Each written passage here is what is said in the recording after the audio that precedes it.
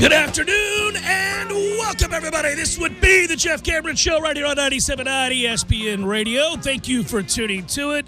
My name is Jeff. Tom Lang is the producer. Hey, that is my name. My name's Jeff Cameron. Thanks for listening to the show. Hey, I hope you're all right. That's the way we begin these updates, these shows these days is little clarity, a little calmness, a little maybe we start with a bang, but then kind of quickly settle into. Everybody all right out there? Hanging in there? You know, in an odd way, I don't think it helps that the last 2 days, maybe it does. I don't know. It depends. I guess it's different for every individual. But I feel like the last 2 days have been so breathtakingly beautiful. I mean, probably the two most beautiful days back-to-back that we've had this year. And I don't know why that bothers me. I've embraced it. I've spent a lot of time outdoors with my kids, and I've gone on long walks and had great conversations. So that part of it is a really good thing. But beautiful days, it's almost built into kind of the way we operate as sports fans. We see them as opportunities to play sports, to gather to watch sports in outdoor venues, or at least venues that have patio areas. You know, I think about the mini restaurants in town that we absolutely adore. Speaking of which, real quick, just a reminder, you got about 30 minutes if you want to run over to Metro Deli right now, if you're a hospitality worker, if you want to get a free dinner, free lunch. It's a prepackaged for dinner tonight. I suppose you could eat it right away. Yeah. But it's a pasta dinner. Pasta dinner, so anybody with any kind of hang-ups on certain types of food, meats, those kinds of things, you're covered. You're good to go. Yeah, it's a pasta meal for those in the hospitality industry. So it's downtown Tallahassee, Metro Deli. Go to MetroDeliTally.com. If you don't know the precise location, you show up outside with a work shirt or a name tag, you're good to go. You will be presented dinner for tonight. That's important. I want to thank the people at Metro Deli for doing that. That's fantastic. There are a lot of people right now who are really, really, really struggling in that industry and beyond. And anything like that where you can get a free meal, it's an amazing act of kindness. Well, and if you haven't heard the spots that we're running to that end, it's for as long as they can do it, they're going to do it on Thursdays, once a week, 2 to 3:30 p.m., first 100 people every week. First 100 people. So if it's already happened, we apologize. But if it hasn't, get over there and become one of those 100. Last week they hit it, I think it was 60 or 70. So, yeah, okay, hopefully good. There's space again this week for you. Yeah, well, as the news gets out, it'll become a more and more popular thing. I certainly think that's true. So, get over there if you need a meal, man. And I'm sure it's really, really good because everything at Metro Deli is. Back to what I was talking about, which is, on the one hand, it's great to get out. It's a beautiful day. I threw the baseball with Bryce for an hour yesterday and just talked and played basketball with both boys. I don't know. Must have beat them 16 straight times, Tom. And talk smack all 16 times. I'm sure. Yeah. I'm sure. Oh, it's getting increasingly frustrating for them. You are never going to see them when they're allowed out again. Well, some of it's been great. We've spent a lot of time together. And those days where it's especially nice, like the last two, that's great to be outside. But on the other hand, it does sadden me because I think about so many places, whether it's the Corner Pocket or Bumpus or Gordo's or even if you were to, grab a meal from Metro Deli or, hell, plenty of places that don't necessarily advertise with us that we also think are a big part of our community all have places outdoors to sit or open up the windows or whatever it might be where you sit outside at a bar or you watch the big screens out on the porch and it's just perfect and it's just ideal, the getting together and sharing in that day, in that weather and the enjoyment of one another's company. And that's something we can't do right now. And it's so aggravating. I felt the catch-22 element of beautiful days and not being able to share them with as many people as we'd like. Sure, man. Next week, what we'd be doing on Friday is, as soon as the show is over, scrambling to watch the end of the Masters on an outdoor deck. That's part of our traditions. It's one thing we do. And I've got a tradition on Sunday every year for the Masters. That's one of my favorite weekends. And typically, you can sit outside while doing all these things because the weather's just so perfect. It's funny, we have our devices now that remind us of what we were doing this time, whatever it is, last year or the year before or 10 years ago whatever it might be, right? If you have a collection of pictures, if you use the Ever app, if you have Instagram or Facebook or any of the social media apps, they're constantly, and it's smart of them, reminding you of those times you got together for this or that. Or it was this time last year or this month last year that you did this. Right now, they're a curse. This morning, the first thing I saw on one of my apps was this time last year, Jeff, or 2 years ago, 2018, not 2019. You were with Trey Jones at the Masters. Yes, I was. And Harry Ellis. Yes, I was. For the next few days, I was in Augusta, walking those beautiful grounds and taking in that pristine landscape. Thanks. Thanks, Instagram. Appreciate you. I sent that to Trey this morning and said, hey, buddy, if only. And I think that's happening with a lot of us. Coming up in June, I was thinking about all the things that go on in June, partly because it's my youngest son's birthday. It's also my birthday. It's also my grandmother's birthday. A lot of people in my family have a birthday in June. At least three, and I could have kept going, but I realized that was redundant. And usually there are grand get-togethers, whether we've all met up at the beach or we've gone to a location and had an experience with Clark. One year went down to Tampa and did the iFly thing. You ever seen that? It's right there next to the Topgolf. And you go and you bring your kids in and they get to experience what it's like to parachute, but without having to jump out of a plane. And we did that one year for his birthday, and that popped up the other day. It was like, coming up, this is what you did. I never heard the end of that story. So did he enjoy it? Was he scared? How'd it go? I think he was nervous at first, but he loved it. Bryce benefited greatly by Clark's experience because he can't do one without having the other do it. Yeah, so yeah. They both got to do it, and they had a great time. And so anyhow, all that, I was thinking about that today. It's weird. I had a dream.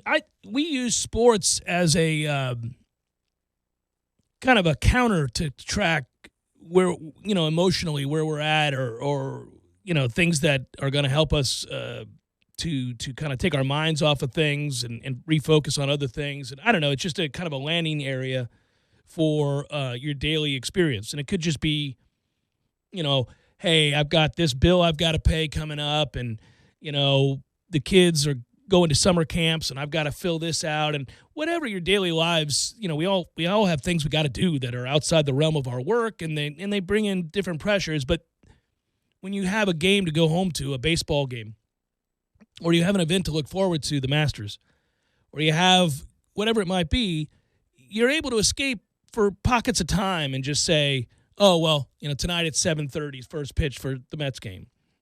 And I really like the pitching matchup, so I'm going to watch that. This Thursday, good Lord, look at the groupings. Can't wait to see Rory tee off with so-and-so. That has been the hardest thing. I really believe that's been the most difficult aspect of this up to this point, is that I'm realizing now that there's such safety, and there's a landing area, and there's a realm and a, kind of a, in parentheses, escape time that sports provides. I could tell you in the spring of 2004, which was a really tough one for my family. It's where my dad lost his parents 30 days apart. I was in New York 3 GD times in 5 weeks while my hockey team is going through a playoff run. And when my grandfather died, he was the first one to go. In April, the Lightning were in the second round of the playoffs the end of the first round, and then second round, Montreal and New York. Doesn't matter who the teams were. But that's what we would do after we are done grieving for the day, is we'd sit down and we watch the playoffs. Yeah. Flash forward 29, 30 more days, my grandmother passes, his wife, and the Lightning are playing the Flyers. And I'll never forget this because two things happened the same day. It was Game 5. It was in Tampa. Gave tickets to my buddies. They were very happy.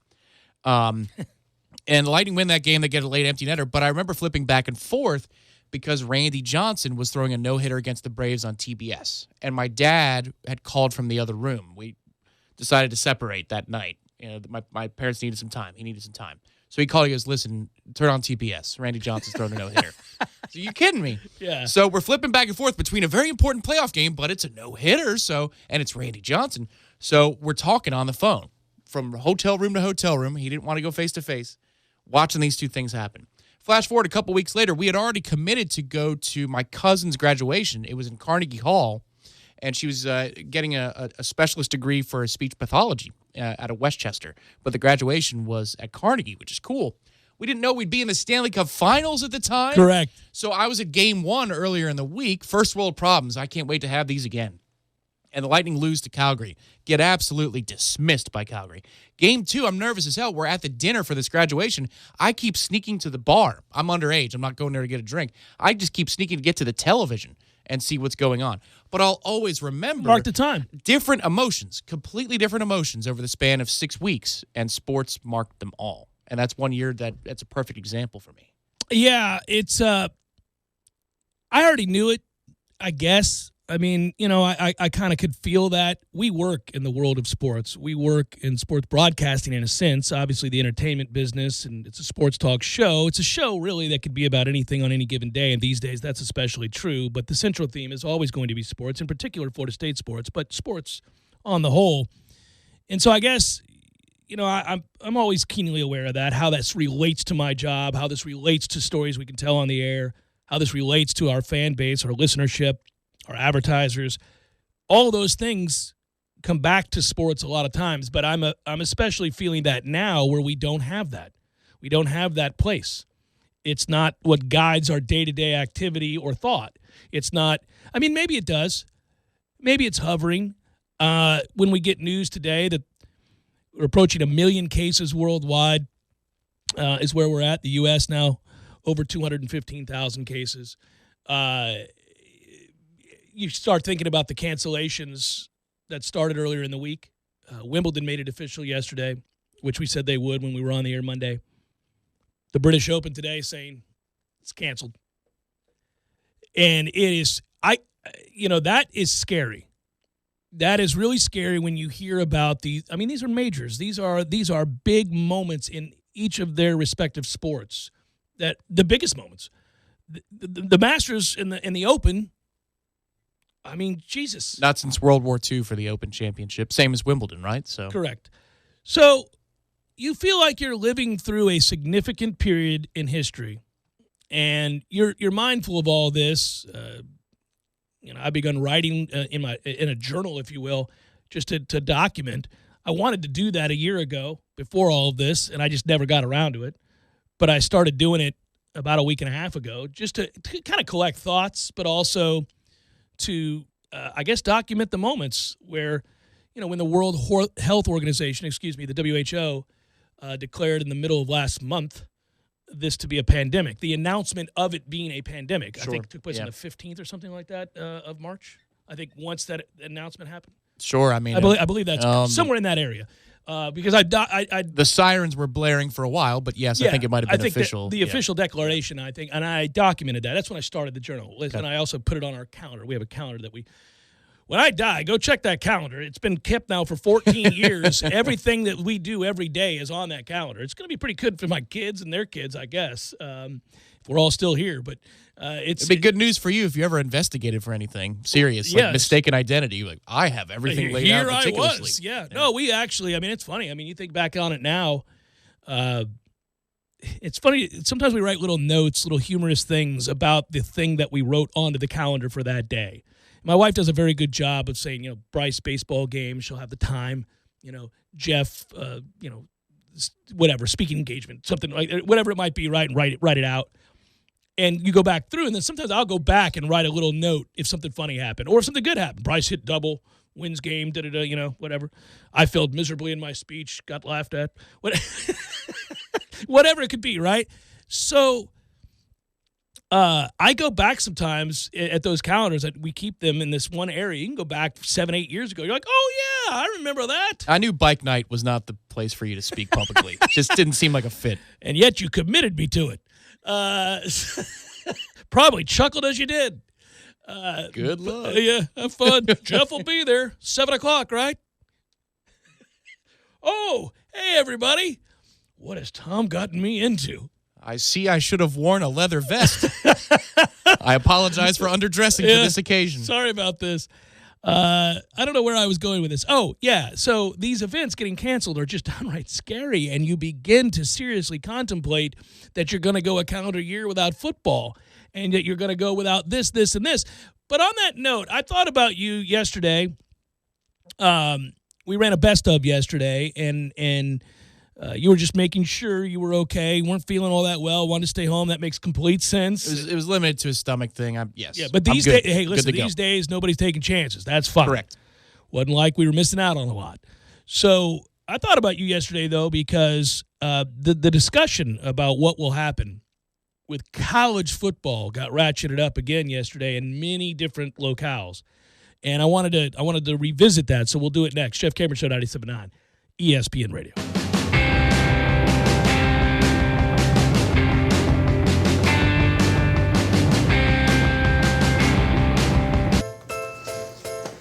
It's right here, guys.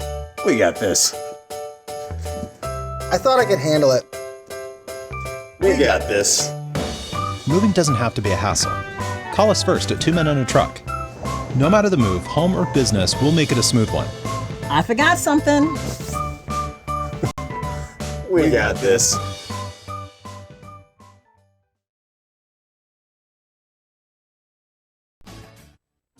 There are everyday actions to help prevent the spread of respiratory diseases. Wash your hands. Avoid close contact with people who are sick. Avoid touching your eyes, nose, and mouth. Stay home when you are sick. Cover your cough or sneeze. Clean and disinfect frequently touched objects with household cleaning spray. For more information, visit cdc.gov/COVID-19. This message brought to you by the National Association of Broadcasters and this station. Need help moving? 2 Men and a Truck Tallahassee provides professional home and business move services, both locally and long distance. For your next move, visit 2men.com or call them at 850-224-2232. 2 Men and a Truck, the movers who care. I really need a new refrigerator, and I want to get the best deal. But there are so many options, I don't know which one to choose. I wish there was a way to make this simpler. With so many choices, a major appliance purchase like this can be overwhelming. The City of Tallahassee helps make the choice simple by offering rebates on Energy Star appliances. You can receive up to $300 in rebates on refrigerators, clothes washers, and more. Are you thinking about purchasing and installing a smart thermostat to help minimize your home energy costs? With the city's rebates, you can get up to $100 off eligible options. Stack your savings this holiday season by coupling in-store deals with rebates from the City of Tallahassee. Visit talgov.com/YOU. That's talgov.com/YOU. Or call 850-891-4968 to learn more. That's 850-891-4968. Take a step toward updating your home with exclusive life-proof vinyl plank flooring from the Home Depot, starting at just $2.99 a square foot. It locks together for easy installation. It's waterproof, scratch-resistant, and comes in a variety of trendy styles with over 40 colors to choose from. That's a step in the right direction.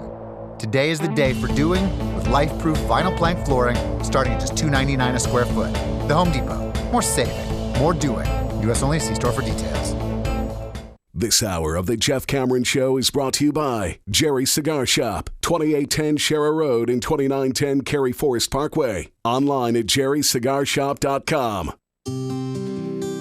The Greater Tallahassee Chamber of Commerce, who's celebrating their 95th year in business this year, would like to recognize their newest members. Hi, I'm Corey Melton, the Vice President of Membership, and I'm proud on behalf of the Chamber to welcome our newest members from December and January. American Cancer Society, Bath Fitter, Bobfish Homes, Body Mechanics, Physiotherapy and Fitness, David Cannon, Realtor with Eden & Company, Express Employment Professionals, iDope, Florida Floors, Growler Country, Homes and Land of Tallahassee, Jet Medical Center, Tallahassee, Not Responsible, Lull Water at Blairstone, Move, Office Depot, Osaka Japanese Steakhouse, Puff for Less, Stacy Lee Portraits, Strayer University, Telegen, Terminix of Tallahassee, The Refinery Bar Fitness Studios, Trail and Ski, and the Waffle House.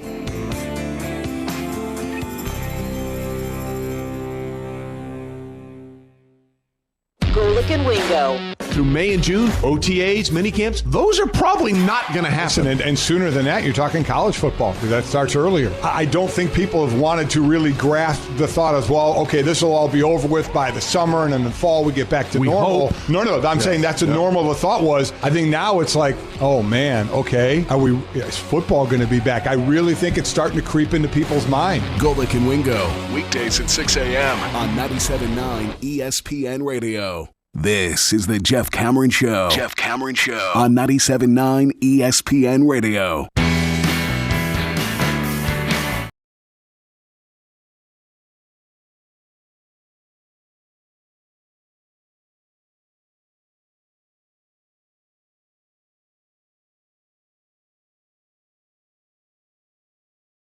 .97.9 ESPN Radio. Article I read, I don't know, this morning, maybe last night. It's all kind of stringing together these days. College football is still months away, but the sport is already reeling, is the headline. Springtime gridiron traditions have ground to a halt, and the hum of the recruiting cycle has fallen silent, is the way the article begins. First game of the 2020 college football season is still 5 months away, but the sport is, as they note in the article, struggling. A lot of those traditions obviously being halted has led to that. And they could drastically change where and when prospective athletes choose to sign, potentially remaking the balance of power in the sport for years to come. I mean, that's interesting. That's actual news. That's actually something we can talk about as sports fans, and in particular college football fans. All of these coaching staffs and all of these coaches that have been available to be interviewed and have spoken with various outlets are saying that it's a day-by-day existence for them right now. They don't know what to do. They have no idea.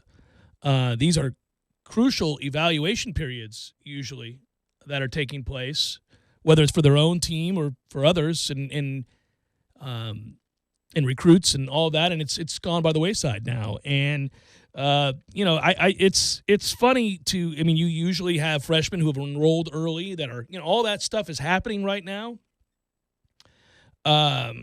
They're trying. Ordinarily, they'd be getting up to speed, and that's just not happening either.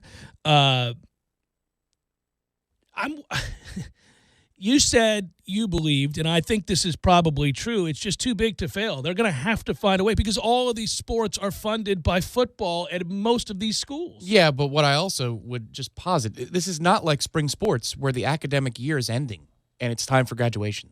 This is a fall sport. So if you need to push it back and delay it, you can do that. If the NFL and college football need to start in October, so be it. If they need to start in November, so be it. You don't cancel them. You just delay them. It's a sport that's played in all kinds of weather. It would just be the inverse, right? It would start in the winter and end in the spring for 1 year.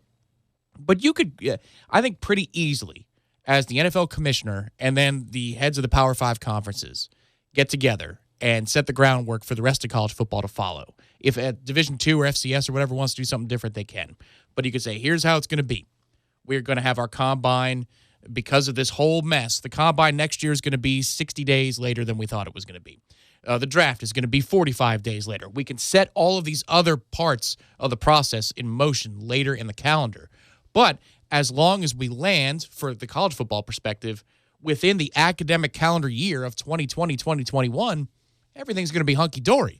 It is something, though, that no matter how far back you push it, is greatly affected by the early signing period. The fact that they've had to push this dead period all the way to April 15th. They're going to push that back even further, by the way. I don't think coaches are not going to be in living rooms coaxing recruits anytime soon. Yeah, nor are they going to be visiting campus and hopping on a plane. That's correct. So those classes, that's a loss. I don't know what they're going to do. Well, first off, you announce sooner than later that the early signing period for this year reverts to the original signing day in February. And if that's not good enough, you delay it from there.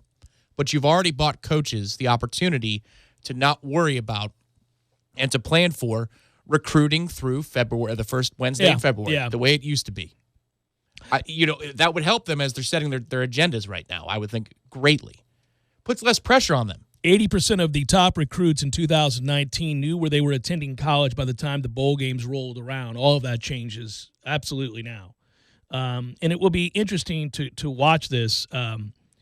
You go back, I was looking at numbers. Ohio State, 2017, Urban Meyer signed 21 players. In 2018, Ryan Day took over. He signed 15. Last December, he inked 24. There was a trend at all the big schools where this was happening. And this is another reason Florida State was getting behind the 8 ball, and all these schools that were changing coaches find themselves in desperate shape. There's talk amongst coaches of eliminating the early signing period, as you said, for 2020. Tom Herman believes the NCAA should consider that move sooner rather than later. Quote, that would allow the prospects to take a deep breath, to give the recruiting process some added time, since December has become the primary signing day up to this point. Ryan Day, aforementioned, said that's exactly what he thinks. He's open to the idea that they will get things up and going in, say, May or June. And coaches are just crossing their fingers. They'll be able to invite recruits to campus sometime in June, but I don't think so. No, what's funny to me is this is going to be a cluster, but there's too much money at stake. Like, so for all the bowl sites, let's say it's a delayed season.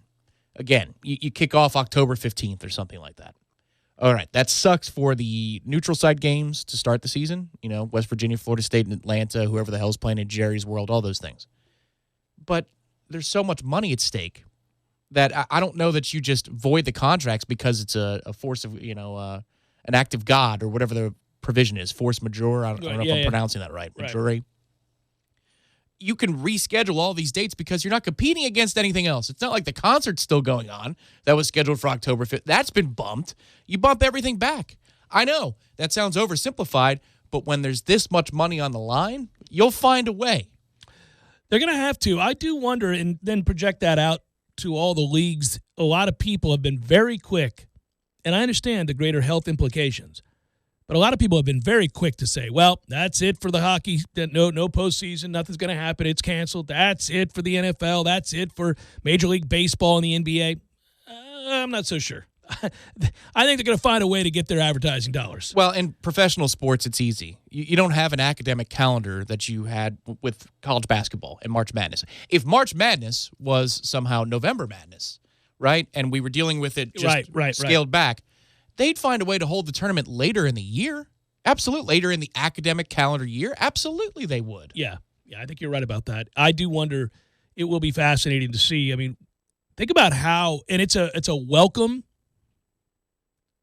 change of parameters and kind of, how I've told you before that in my life, I'm governed by the seasons, but not the winter, summer, spring, and fall. Yep. But the football, basketball, baseball, soccer, hockey, tennis, you name it, golf, those calendars kind of dictate, and those seasons dictate where my head's at, what I'm going to be doing professionally and otherwise, recreationally, you name it. Mm-hmm. It is going to be upsetting the apple cart, and it will be welcome. I mean, we'll all look back on it and say, wasn't it crazy that year we were watching whatever we were watching in a month that has never been synonymous with that sport? October and November this year stand to be potentially like the greatest sports months of all time, and then things are going to spread out, or the most concentrated, we'll put it that way. Yeah. But every night of the week is now going to be real estate. If I'm a commissioner of the leagues, of all the leagues, I'm trying to coordinate with my other commissioners, my other people in the big sports, even college football, and say, listen, Tuesday night is not typically a place where we'd play X game. But we got to get these games in, yeah. But I prefer that you didn't, right? Because every night of the week is now prime real estate for all the broadcast networks, for all the streaming services, all that stuff. It does feel like, though, that while we may still end up watching these sports and that they'll play out, the money's too great, I understand as long as the risk is as high as it is currently, you can't even in good conscience talk about having these games with fans. But I would say that I do think in some capacity you're going to see a lot of games being played under weird conditions. I think we're going to be watching teams play, and you're going to hear every sound because there won't be fans drowning them out. It's going to be a weird – it's not as fun because part of the fun of watching a true road game is to see how a team handles adverse conditions in the noise with the game on the line. I mean, these will be glorified scrimmages that count. They won't be, but they'll feel like it. When you watch them, I have to You want to talk about the true effect of what fans have on a sporting event. You want to get a feel for that. We may end up finding out because it's tough to quantify usually. It's an opinion that you can't verify. A lot of times you say, oh, they just wilted in the fourth quarter. And that, it got so loud when they were pinned down there at their 15 and had to come out from their, on the road in that environment. You could just tell they wilted. They couldn't hear each other. The signals got crossed. Maybe they just didn't execute plays. Sure. But we always assume the noise got to them. And sometimes there are telltale signs. I hold out hope that there will be sports by the end of the calendar year played in full stadiums. By the end of the calendar year. I just don't know. You might have to launch these things with no fans and then integrate fans and roll them in. I just don't know, the science of it, obviously. This is where Kirk Herbstreit's right when what he talked about last week is I just don't know how in good conscience you could play these things in full stadiums and, Not if there's a second wave starting in September. Right. But here's where I think he's trying to get out in front of it and sound smart. And I think he's being a little reckless. Cancel the season? Just look at the realities of the calendar. It doesn't apply the same way it does for spring sports like baseball and basketball. Kids have to graduate and move on. Not in football. The NFL's it's not like they're playing and I know they keep on with their conference calls and everything saying full steam ahead. Yeah. Fans in for the preseason, fans for the regular season, yeah. And it's going to start on time. That's posturing. That's probably not realistic at this point, but at least if it is possible, they're going to get out in front of it and say, we're right all along. Kirk Herbstreit's doing the same thing for the other reasons. Cancel it. He's trying to sound extra cautious and correct. Well, I think he gave an honest opinion. I don't think that I don't believe that was meant to be polarizing or salacious. I think he was asked a question and he answered. I'm just saying. Yeah, but cancel it just doesn't make any damn sense. Well, people are really quick to cancel right about now, and I think it's because that's the backlash for the people that were too slow to cancel initially. I think so many guys got called out, rightfully so. Yes. I think he's looking at for his career and his image. I'm doing the right thing. I'm on the side of caution. Well, you could be on the side of caution and common sense at the same time. You absolutely can. I think sometimes, though, just if you're high profile like he is and you give an answer like that at the time is shocking because it's the least thing that we wanted to hear, then it can look like you're posturing. I'll give him the benefit of the doubt. I think he was asked a question and he thought, they're probably going to have to cancel it. And, maybe not even thinking of the repercussions of saying something like that in that forum. Given who he is, right? I would say this. I think there's been huge backlash against, especially, the various conferences that were so hell-bent on having their conference tournaments in basketball. Those guys sounded foolish, downright foolish. Sure, yeah. Once Rudy Gobert tested positive, we were operating under an entirely different landscape, and it was at that point that you kind of knew the dominoes were going. You didn't kind of know. You knew the dominoes were going to fall, and the NBA was the first to act, and they get a lot of credit for this, but they really didn't. They weren't proactive. One of their damn players tested positive. They had no choice at that point to shut it down. Adam Silver is made to look good, and he's smart, and he's done a great job, and they're usually forward-thinking in the NBA, progressive, and I like the way they operate, but he's gotten way too much credit for shutting things down. Sure. He had to. They had no choice at that point. But, the other leagues looked like bumbling idiots in this in the slow nature in which they responded. Once that happened with Gobert, they all should have said, peace, we're done. Okay, this is not good. we that's where Swafford, he should be. Well, he looked like a fool. He should be fired. Well, let me just say this. But here's why. Real quick. He's on their state-sponsored network, right? The ACC network. He's sitting with Packer and Durham. Yeah. No, he was found to be clueless. And they asked him, was there any consideration at all to canceling this thing? He said, no, not really. No consideration. Then he goes to his press conference a half an hour late, which gets people, freaking out. And doubles down. And he doubles, in such a way that you go, whoa.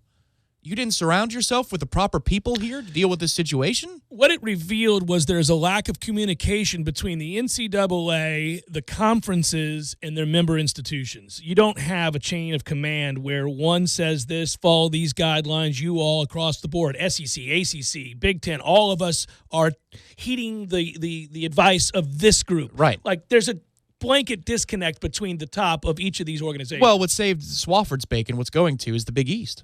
That's going to save his bacon. Because people completely forget the fact he said we didn't even consider canceling the tournament. Right. Yo, my man, you have to at least consider that as an alternative. And even if you didn't, You tell people you did, because that's the exact where thing you need to be say. PR savvy, yes. Jeff Cameron Show, 97.9 ESPN Radio.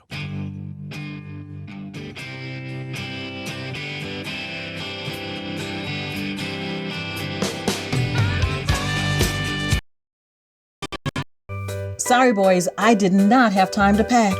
We got this. It's right here, guys. We got this. I thought I could handle it.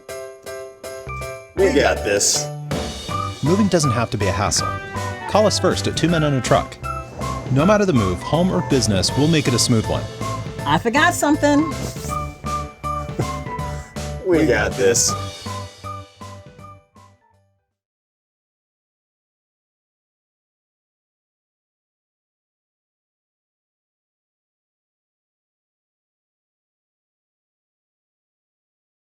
All of us at Jerry's Cigar Shop hope you stay safe during this chaotic coronavirus crisis. Jerry's is open with front door service. Just call ahead to place your order and be sure to ask about free shipping directly to your home. Support of local small businesses here in Tallahassee is so important right now. So Jerry's Cigar Shop is giving 20% of all Regina cigar sales to local food banks to help those financially impacted by this virus. From all of us at Jerry's Famous Cigar Shops, our prayer is that we all come through this together and even stronger.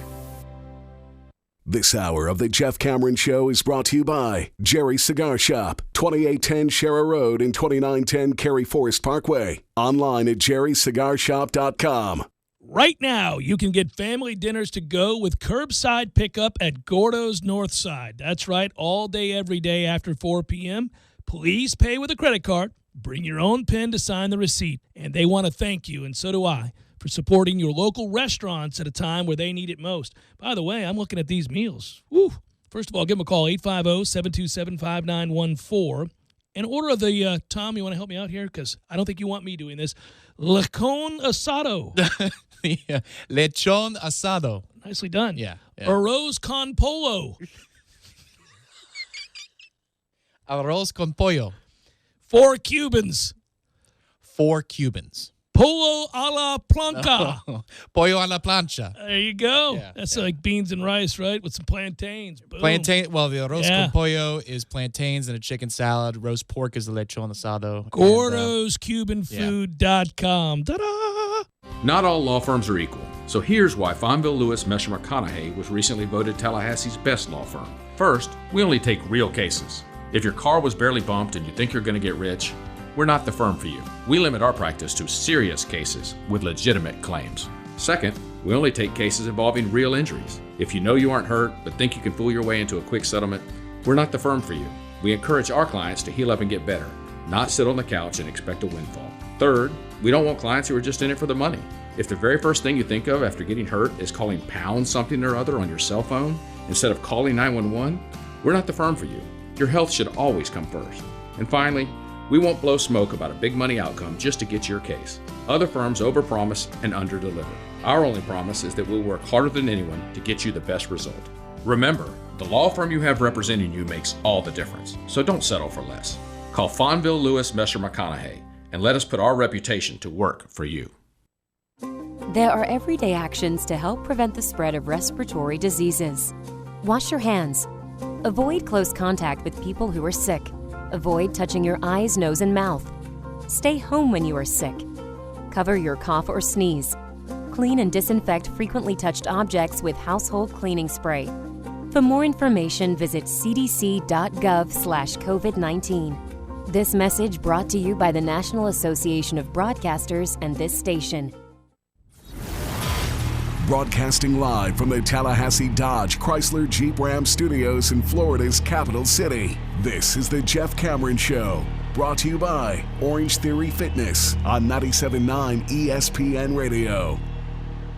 Redemption Thursday, brought to you by Cornerstone Tool and Fastener. Got a do-it-yourself project that needs to be finished? Cornerstone Tool and Fastener, 1110 Stuckey Avenue in Tallahassee and 3269 Crawfordville Highway. Online at ctf.nu.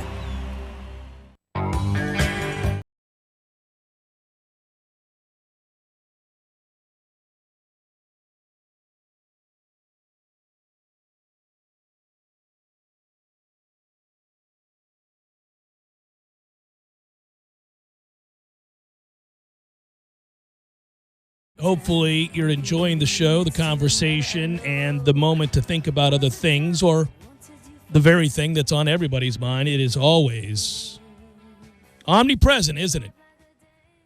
When will we get back to normal? Last night I woke up at 2:37 a.m., and I think as we do these shows, the way that Tom and I will want to go about the process of doing them, and the way we've always kind of wanted to structure the show, is just to, continue to reveal and be honest with you, but probably at an uncomfortable level, because you begin to relate to others in a way during a very stressful time. And one of the ways you relate to them is, and the way I relate to you guys, is to reveal the same hopes, fears, wishes that we all have, and concerns. And mine last night, it's just funny to see how the brain works. But mine last night began very simply. It started with, as I was going to bed, reading an article about how it was that they were going to announce that the British Open, the Open Championship, is not going to take place. So that was the thought as I lay my head to pillow. I need to stop doing that. I need to stop reading the dour and start reading something uplifting, something that engages the imagination even. Whether that's an author, whether that's a particular... Franz Kafka is fun to read because it gets you thinking of weird stuff because he was bizarre. And it's actually a better exercise because it's like you're Alice in Wonderland as you put your head on the pillow, like thinking about the craziest things that you've ever thought of. But it's not stressful. It's engaging. It's unique. Whereas if you read reality, you read the stark reality of whether it's the death toll or the cancellation of this or whatever it might be, then that tends to fuel your dreams, or at least I'm finding that it does. And when I read that article, I guess I started thinking about the big picture and what else is going to be canceled. And what my brain did was wake me up at 2:37 and say, you're not going to have a job. And so I sat up and I thought, well, now, damn it, brain. Could you not have just said that to me first thing in the morning at, say, 6 after I've gotten 7 to 8 hours of sleep? Because I'll mull that over in my head as I take a shower and drink my morning coffee. A little bit easier to digest as opposed to the dead of night with your whole family sleeping as you stare at the ceiling. That's frustrating. That's scary. And you're never more alone than you are in that moment, which can be a good thing if you're having happy thoughts or anticipating good things, but it could be a terrible thing when you're scared. And so I thought about that a lot last night, roughly an hour. I think I fell back asleep just before 4. Which sucked. Neither here nor there. That said, I think a lot of people are thinking those very things right now. What happens if ... And then they project this out another week. How about 2 weeks? How about 2 months? Where do we end up? And it is frightening. It's the weirdest thing. There's no way to avoid it. I think we're all there. I mean, we have adult responsibilities. We have bills to pay. There are people we want to see and communicate with that we can't. There are kids we have to feed. There are jobs we rather enjoy or certainly want to have, whether we enjoy them or not. And, we began today's show with the thought of, where we're at right now and how dark a time and depressing a time it is, how it affects sports. But I am well aware as you're listening to this that it affects so much more than that, and I have those same thoughts. Well, what I'd say is when you look back on events in history through cinema or history books, right, and you see, for example, we'll use World War II. Yeah. Pearl Harbor happens. Yes. 1941. As Animal House would say, the Germans bombed it. But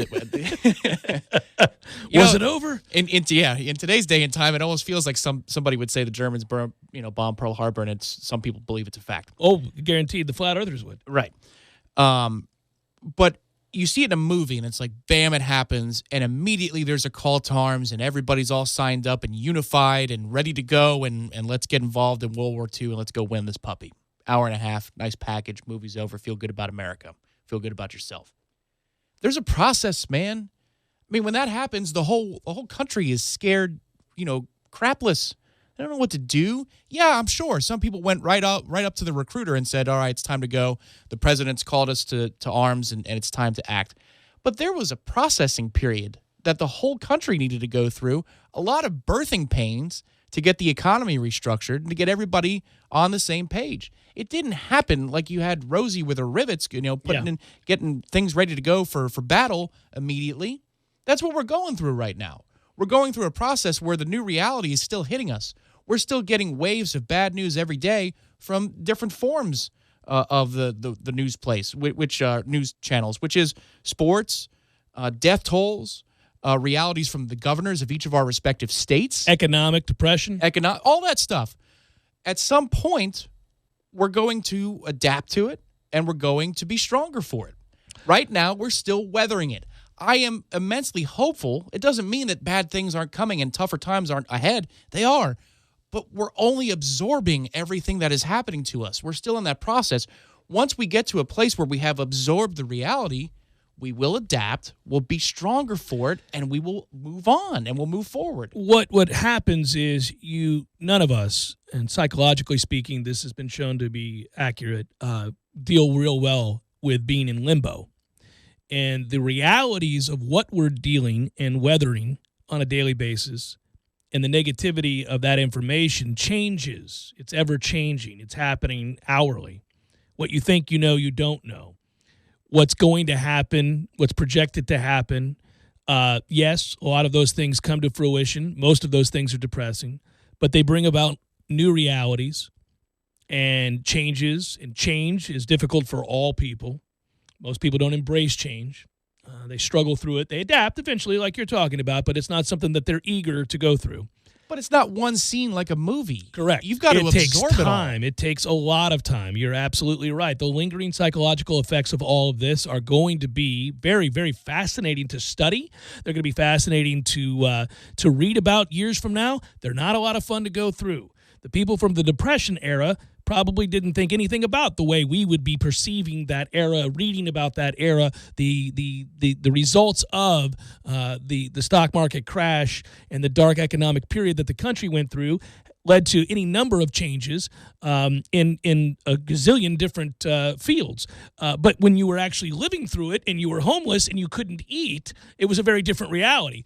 We're those people in a weird way. It's a different, obviously, different time and a different set of circumstances, but nonetheless, we haven't had to live, as I was talking about the other day with my kids, through a pandemic. I've gone through an energy crisis. I've been through 9/11. I've been through all of these other moments in history that affected the way we operate socially, also economically, and really across the forum in government.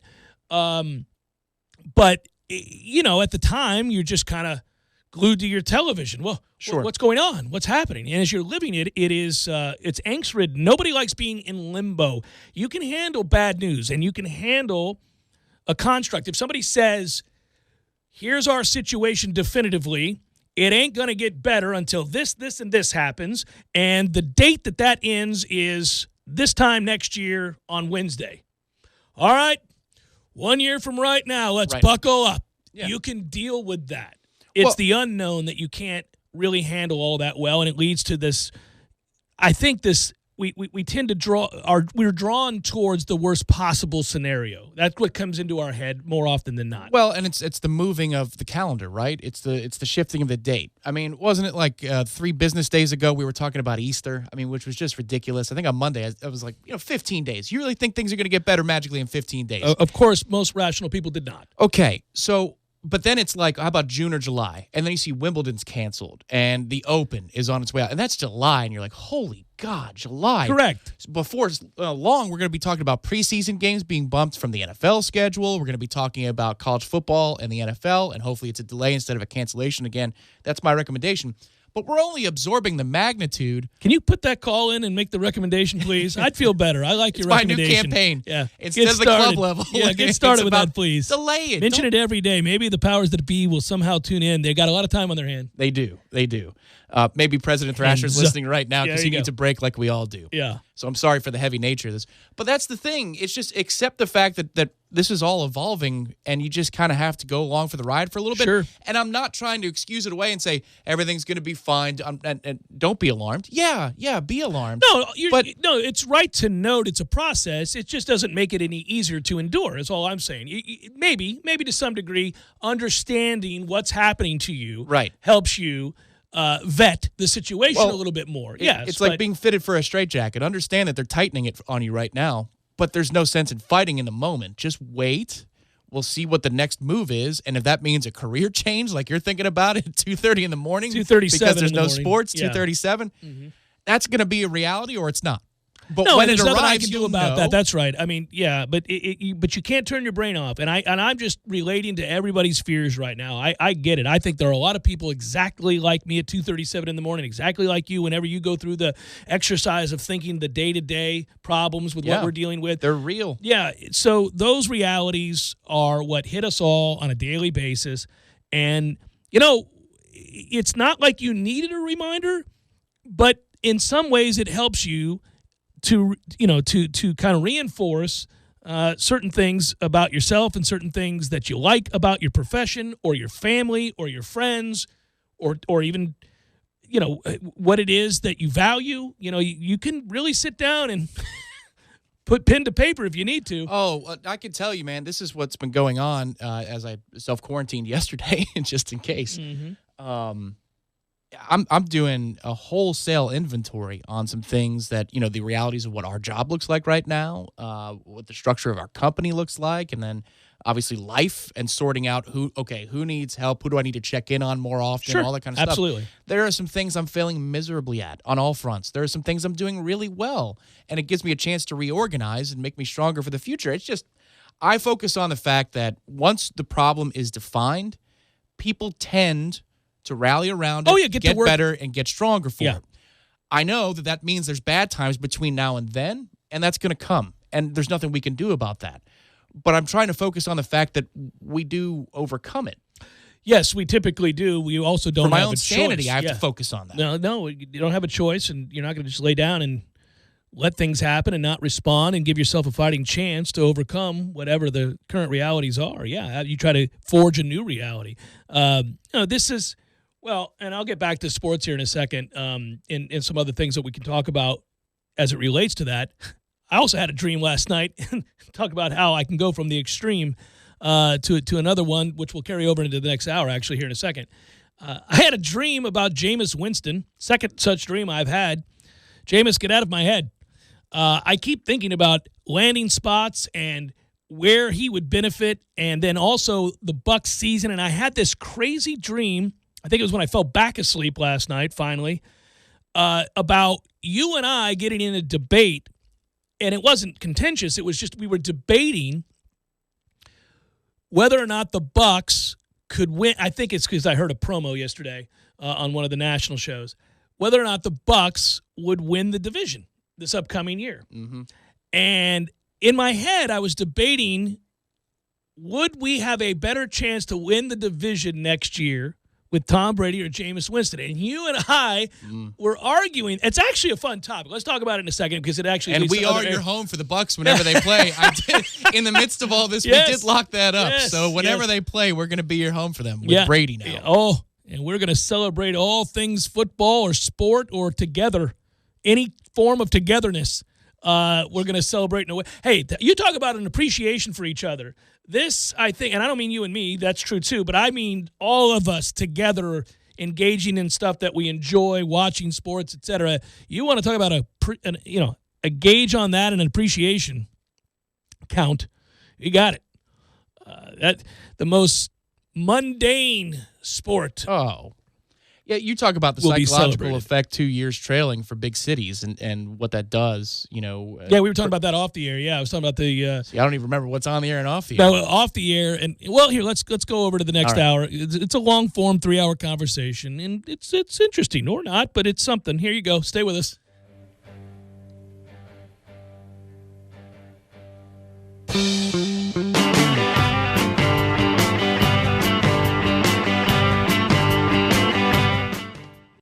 It's time to unite Tallahassee. After years of our great local restaurants serving us, it's our turn to serve them. With this simple purchase of gift cards, we can help them survive the financial toll of COVID-19. Buy them for yourself, your family, or as gifts.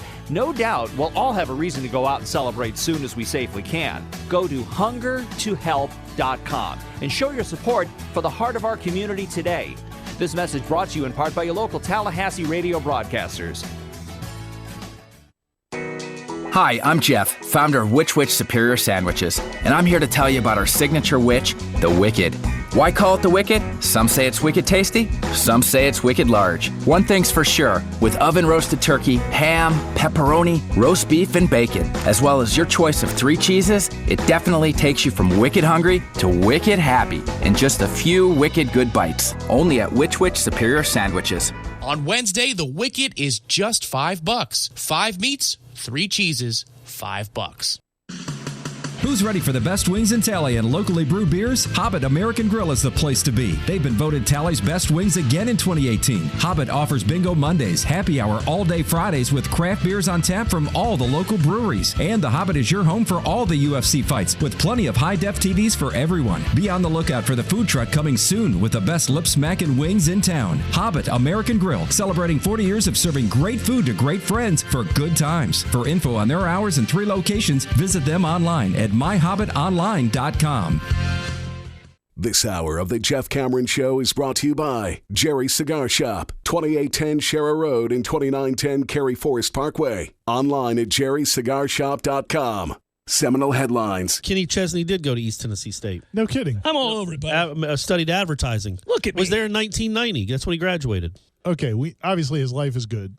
Sitting on the porch or sitting on the beach, like when he's 70. I mean, is he going to look back and be proud of, like, you talking about Kenny Chesney? Yeah, his musical career. Like, what the music, the art he brought to the world. So you think he'll feel guilty for stealing Jimmy Buffett's thing? I'm just asking, and then putting a twang to mimicking it. But my question, I'm not saying it's. I don't think he'll feel that guilty. Will there be a pride? I'm not saying guilty, but like, will he be filled with pride? Like, not the way a real artist. I think Van Morrison or they're like feeling good about what they contributed to humanity. Yes. Yes, I did something that elevated us as a species. Like, I'm wondering. No, Kenny Chesney cannot say that. But I'm wondering if he thinks he did. Is what I'm asking. I hope not. Like, if Jimmy Buffett knew he was garbage and just admitted catchy tunes and was like, I have a knack for writing these things. I put the theme music to parties for I that's what I do. White people. I'm not writing anything of any significance, but I did. I created an element that they're fun songs. Fun time. There's a place for that. There's nothing wrong with that. As long as he accepts that and correct. He knows that. As long as he doesn't think he's Bob Dylan, exactly. Then I'm fine. And I feel like Jimmy Buffett does. I wonder. I think he does too. Is he my tractor sexy guy? I have no idea. I think he's a Pepsi commercial. Don't act like you don't know. They're all Pepsi commercials. It was Kenny Chesney with She Thinks My Tractor's Sexy. So do you think when he penned that he thought... Did he even write it? Probably not. But do you think that if he wrote it, he thought, this is right moly. up there? He did not. Blowing in the wind. He did not write it. He did not write it. Yeah. No. But he put his personal touch to it. I'm sure. The one that he stole from Jimmy Buffett. It's the 20th anniversary of that tune, that fine ditty. Is it really? Yep. Oh, you knew that, Jeff. We were just talking about it the other day at lunch. I was like, can you believe it's been 20 years since the my masterpiece sexy tractor?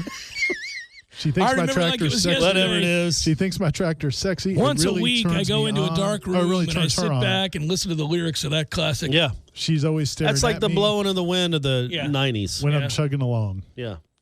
It's like The Weight. Yeah. It's a little bit like The Weight. Yeah, it's a lot like that.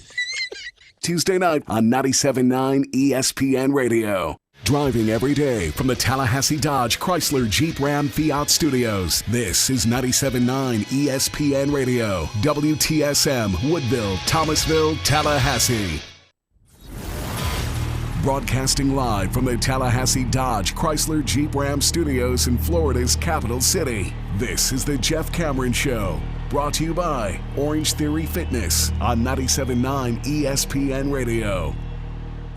Redemption Thursday, brought to you by Cornerstone Tool and Fastener. Got a do-it-yourself project that needs to be finished? Cornerstone Tool and Fastener, 1110 Stuckey Avenue in Tallahassee and 3269 Crawfordville Highway. Online at ctf.nu.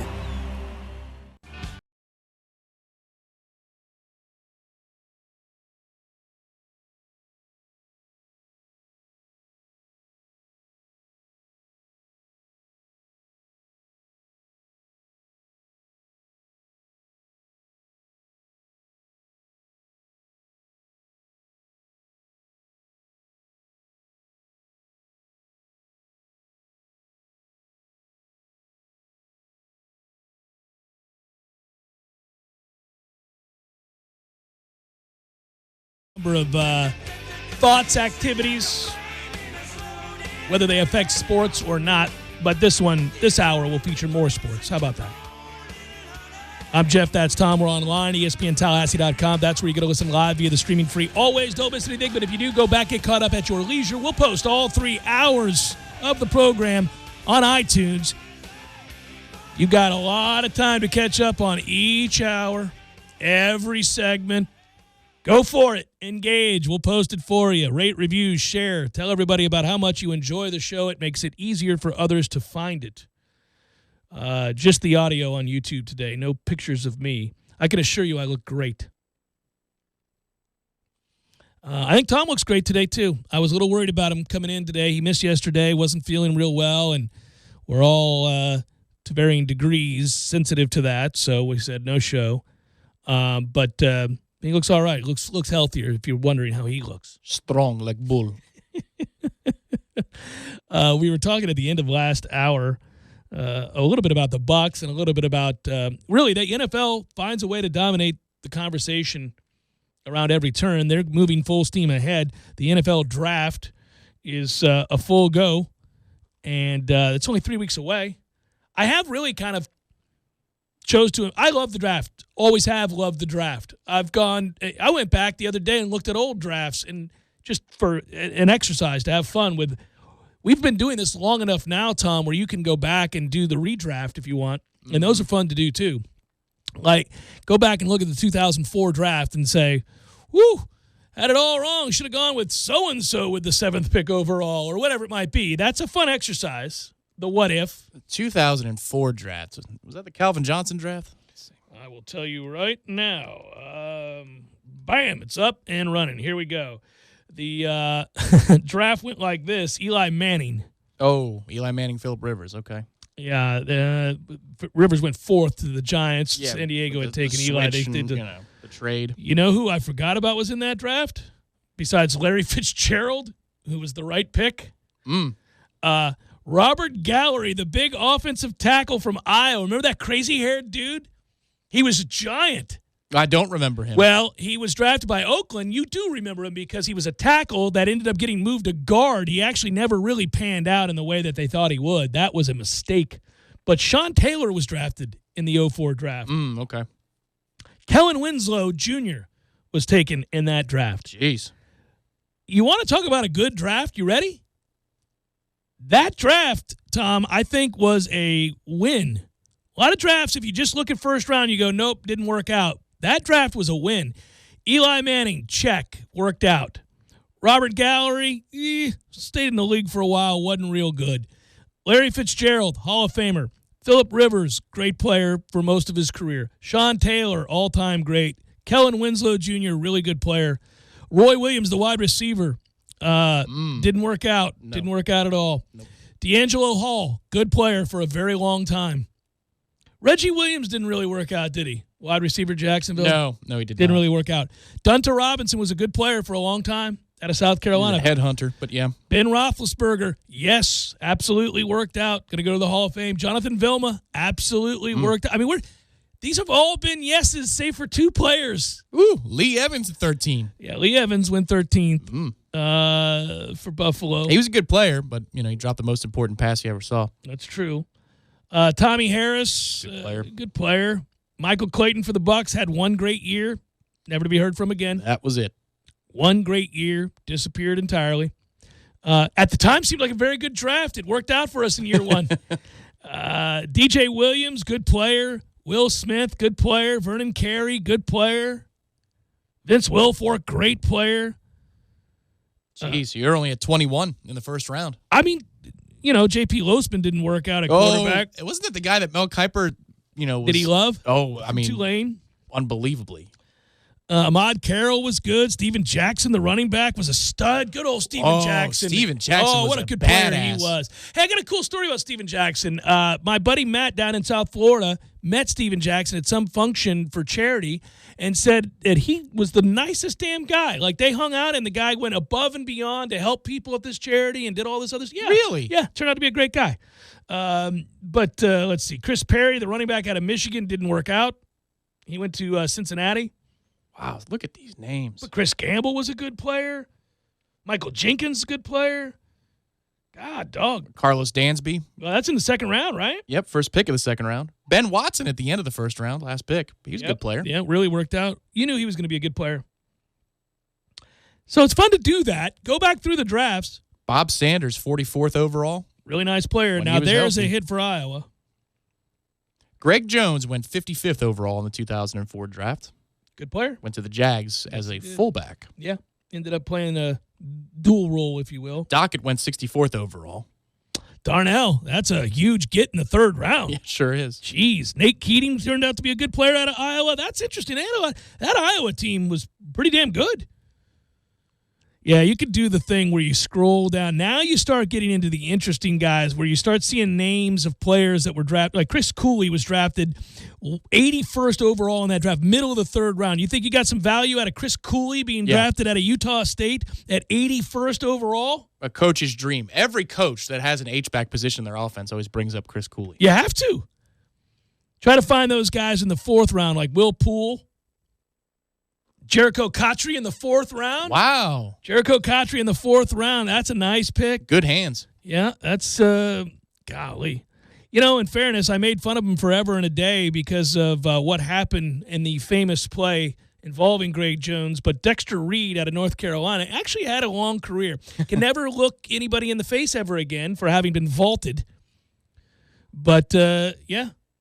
Mewelde Moore was on that in that draft in the fourth. Moore. Yeah, you forget these names. That's fun. God. Do that right now. Go back through and find these guys. I saw Ben Troop win in the 04 draft. I always had a soft spot for Ben Troop, even though he was a Gator. I liked him. My man PK Sam went in the fifth round of that draft. Went to New England. Remember that? I do remember that. Yeah, PK Sam. I was still in high school. This is where the years blend together. Of course, Calvin Johnson wasn't taken until later, because I was in college for that draft. It was the 07 draft that Calvin Johnson went second overall.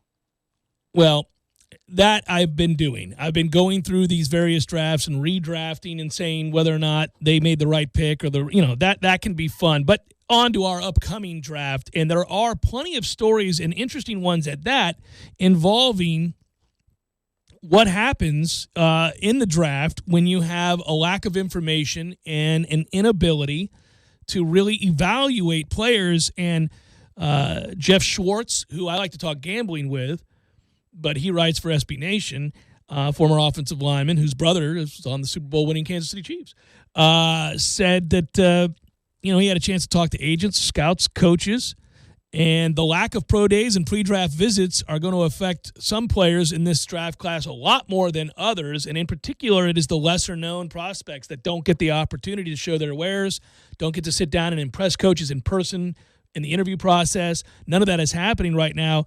And so you get, measurable questions and medical rechecks, which are a very big deal that aren't going to be able to be done now.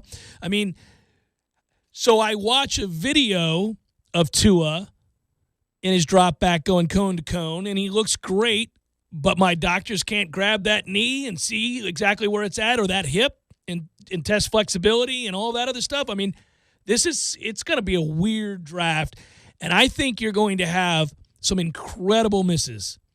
And it won't be the team's fault to some degree. They'll get a pass to varying degrees. Yeah, should you do that as a fan? Give your general manager a pass?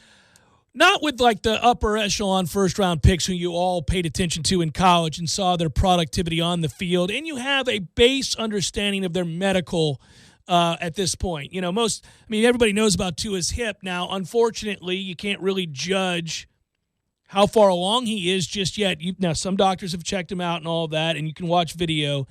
But for the most part, after the first round, when you start getting into these guys where you would have needed to sit down and do medical rechecks and measurable options, and you would have wanted to look at their pro day that you didn't get a chance to get to. It's interesting. The top 30 visits is what it's called. Most years teams can bring up to 30 players to their facilities for pre-draft visits. None of that took place this year. What are you supposed to do? Well, you got to go off the combine more than ever. And hopefully you did your due diligence with the top-end prospects. I mean, from a skill position standpoint, that covers what, the first 3 rounds or 4 rounds? Yeah. Because you get a bunch of tweener guys, especially in that receiver class, which apparently goes 3 rounds deep. Hopefully you did some interviews there, and you did some good ones, and you got some answers. Not asking them weird questions about if their mom was a hooker or some ridiculous nonsense like the NFL does. That was one of the great ones. Whew, was that the Dolphins? It might have been, yeah. And that might not be the exact question, but it's in the ballpark. It was pretty close to, was your mom a hooker? Because I remember reading that and thinking that is the least sensitive or insensitive question that I have ever, that is the most insensitive question I've ever heard, because I believe the prospect's mom may have been. Yeah, it was ridiculous. I was like, holy moly. That's the worst thing I've ever heard. Who did they ask that about? It was a prominent player. I will look it up. Was it Des Bryant? It might have been. It was a dicey situation, his childhood. I'm not trying to be insensitive here, and perhaps his mom was not a hooker. I don't know, but it was something awful like that. You're right. Film will rule the day. That's what's going to happen, is that people are going to have to hyper-focus, really, really get into the film. Yep. Yeah, good job. Sorry to interrupt. It's the Dolphins, right? And it was your mom a prostitute? So, okay. Was it Des Bryant? Des Bryant. I got it. Mm-hmm. All right. Both of us nailed it. They asked me if my mom's a prostitute. Which I think she was. I got a lot of questions like that. Quote, unquote, Des Bryant to Michael Silver. That's a toughie. That's not what you do. What the hell? If you're asking the question, it's because you did the research and you already know the answer. You're just humiliating the kid. You want to see how he responds. You want to see how he responds. That's not exactly cool. Right. That's not cool. I mean, what? So you're going to take a soldier who you know has PTSD and show him certain images and go, oh, I don't like the response. What are you doing? Come on, guys. Here's an unmarked landmine field. What do you think about this? Talk to me, Steve. Yeah. Is that traumatic? What are we doing? That is, yeah. They felt like they had carte blanche at one point in the NBA draft process, during the interview process, to say and insult and do things that, frankly, would get most men punched. Like, I wish Des Bryant would have stood up and hit the guy, because he would have been within his rights at that point to do so. And then he says, so you drafted me? Yeah. Because that's what I do. Because there's my reaction. That's what I do. Yeah. Except I channel it into touchdowns for you. Well, in fairness, he ended up being an incredibly unique case. They literally in Dallas had to hire extra people to go with him to the mall and to eat and to he was a mess. Is your mom looking for a pimp or something? I mean, that was Is that why you're asking me? Is your mom looking for a pimp? It's the Jeff Cameron Show, 97.9 ESPN Radio.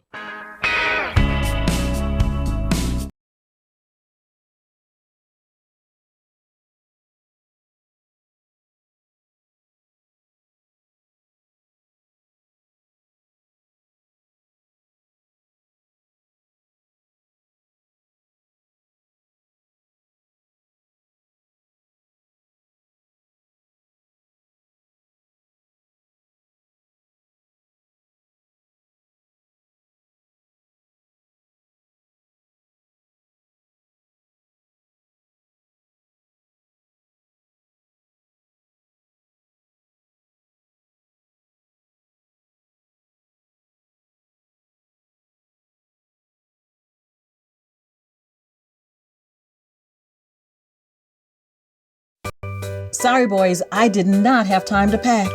We got this. It's right here, guys. We got this. I thought I could handle it. We got this. Moving doesn't have to be a hassle. Call us first at 2 Men and a Truck. No matter the move, home or business, we'll make it a smooth one. I forgot something. We got this.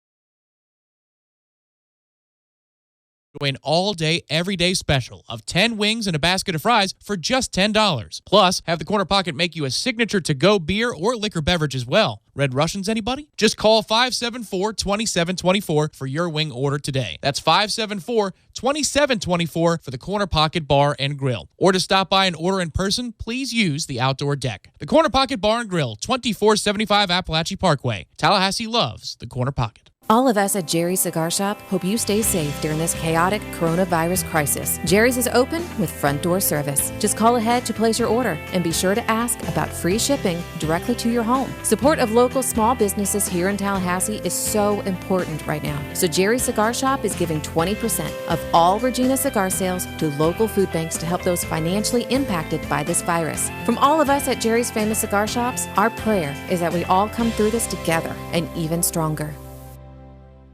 Hey, everybody, it's good news, and we could use some good news right about now. Getting family dinners to go with curbside pickup at Bumpa's, well, it's easy to do, and it's all day, every day. You're going to want to pay with a credit card, bring your own PIN to sign the receipt, and they want to thank you, so do I, for supporting your local restaurants when they need it most. By the way, if you call, it's 850-999-8652.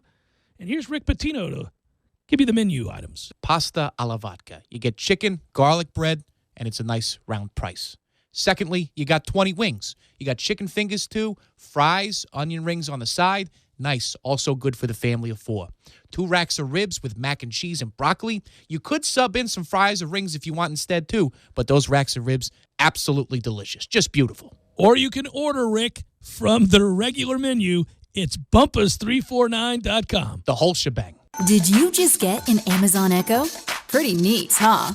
Now you can find us on there. Just say, Alexa, enable ESPN Radio Tallahassee. Once you've enabled our skill, you can listen to us anytime you want. Simply say, Alexa, play ESPN Radio Tallahassee. Tallahassee, it's Chuck Oliver, the king of college football, and you can join me every weekday at 1 p.m. right here on Tallahassee Sports Monster. We talk nothing but college football every day from Tallahassee to Tuscaloosa, Athens to Auburn, and everywhere in between. That's the Chuck Oliver Show, weekdays at 1 p.m. on our new home in Tallahassee, 97.9 ESPN Radio, Tallahassee Sports Monster.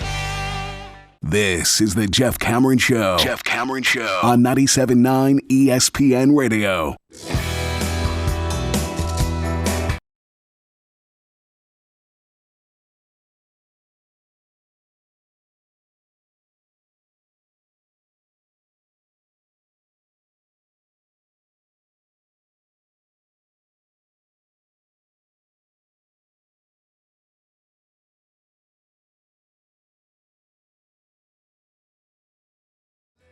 Got any thoughts on the 2008 draft? You ready? Set, go. Can you name anybody in the 2008 draft? In the 2008 draft, oh, God. So I wasn't at the station yet, so probably that's before McCoy and Sue. So I put you on the spot, completely unfair. But I'm just kind of Joe curious. Thomas? Good job. Joe Thomas, number one? No, that's Jake Long. Jake Long. One of those white, big Miami took linemen. Jake Long out of Michigan, the tackle. He went number 1. Thomas went like 10 or he went much later. Chris Long, by the way, out of Virginia, quite the career. Was in 08 for St. Louis. Matt Ryan, that's the Matt Ryan draft, buddy. Oh, was it really? Mm-hmm. I guess so. Boston College. Fresh off of losing to Florida State at home as the number 2 ranked team in the country. Yeah, they sure did. It was Geno Smith. And Geno Smith to the house, to the hizzy. I should always remember the 08 draft, given the fact that a certain Bryce Cameron was born right after that game. Darren McFadden went in that draft. Glenn Dorsey went in that draft. Ooh, jeez. Vernon Golston went in that draft. Oof. This is a very forgettable draft. I can see why I don't remember it. Not the draft that we're used to. I mean, look at Derek Harvey from Florida. He went to Jacksonville in the top 10. God, he went 8th? Yeah, I know. Keith Rivers from USC? Who the hell is Keith Rivers? You want to hear some value? Here you go, buddy. Here's some value. Carolina got it right with the 13th pick overall. They took Jonathan Stewart out of Oregon. That worked out well. Yeah, it sure did. He was a player. Forever. Yes. Joe Flacco was in that draft out of Delaware. Everybody was shocked by that. God, you look at those names. Aqib Talib. I can remember this draft now because I hardly watched it. I remember checking in on the draft. This is before it was a primetime event, and the Bucs were so bad I didn't really care that much. And the Knowles were so bad that there wasn't that element either. Speaking of problematic parenting, we took Aqib Talib. And if we recall, that's a very special relationship Aqib Talib and his mom have. Oh, yeah. They'll shoot in your direction. They'll shoot in your general direction. With a gun. With a gun. With a gun. And they'll punch a cabbie. Well, he will. He will. In a moving car. Felix Jones was in that draft. Running back out of Arkansas. This is back when Arkansas was formidable, at least at that position. Chris Johnson. Rashard Mendenhall was in that draft. Matt Forte, 44th overall. Wow, going all the way down to Matt Forte. Deshaun Jackson, 49th overall. Yeah. Oh, there's Calais Campbell. At 50? Yeah. What? Yeah, good player. Chad Henne. Not a great player. Martellus Bennett. Wow. Jamal Charles, 73rd overall. Yeah, you're going Dan Connor, linebacker out of Penn State. Good God. Oh, man, Steve Slayton went 89th to the Texans. He was so good in college.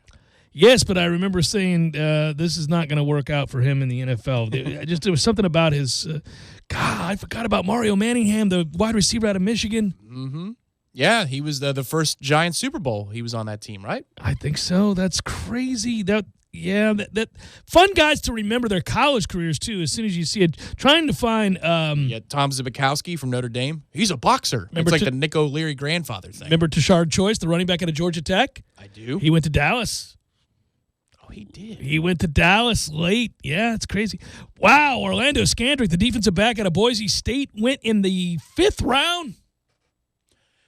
5th round, 137 overall. John David Booty out of USC. Wow. Boy, remember the hype machine for that guy? Yeah, I still do. Yeah, it's crazy. Fun times. Looking at that draft, looking at the names in that draft, thinking back on players that you were sure were going to make it and others that you thought had no chance.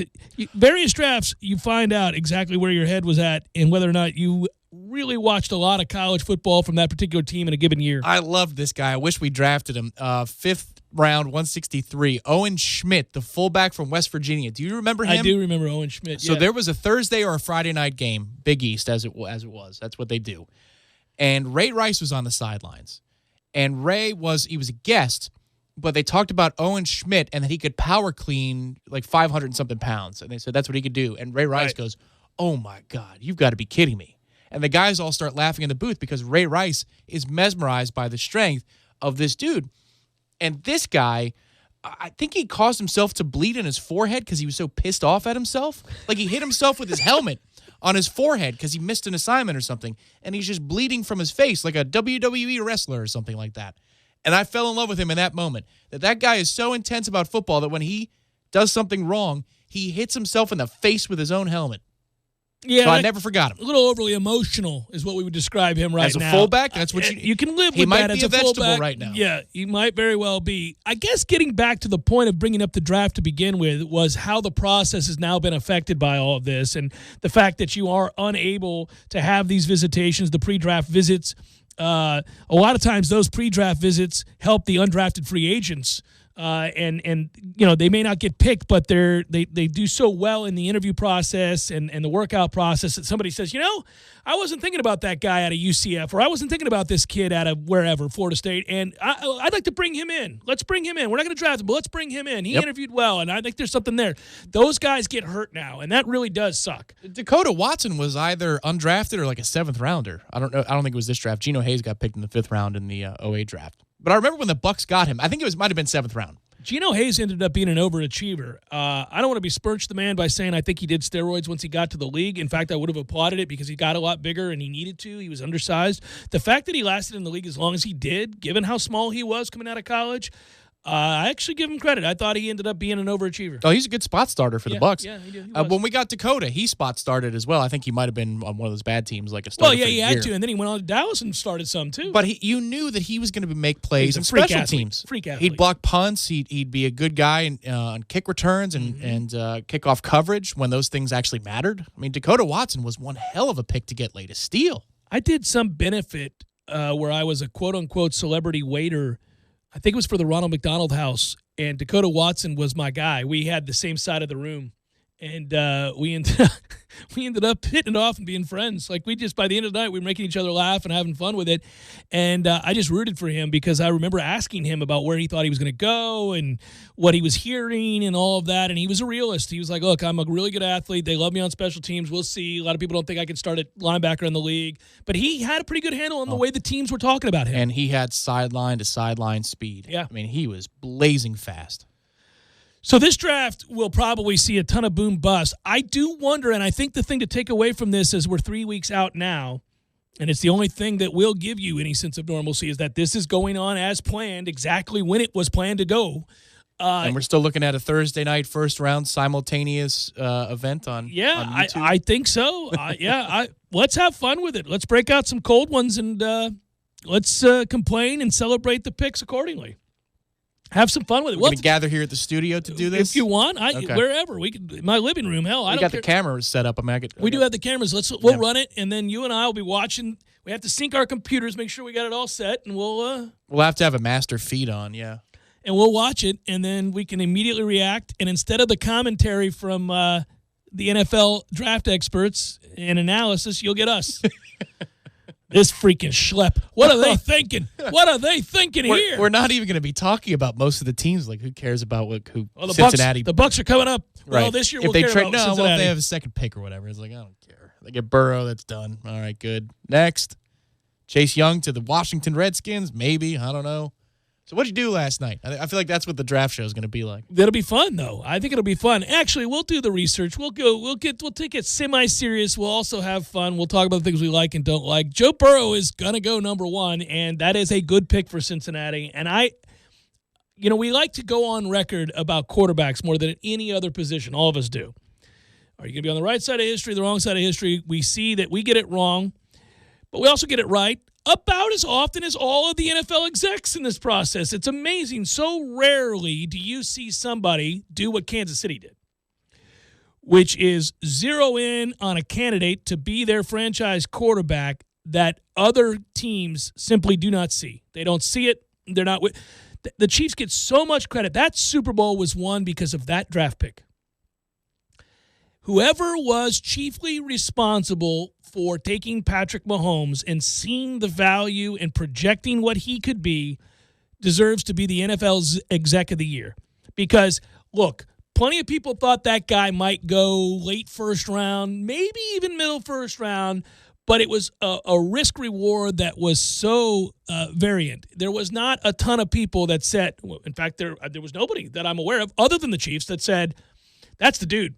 Out of all these quarterbacks, that's the guy. That's the son of a bitch right there. That dude is going to be the best in the league. And they went in on it and got it right. But it's rare. Most of the time when we do this as fans and as sports talk show hosts, whatever it might be, we get it right as often as they do. And we get it wrong as often as they do too.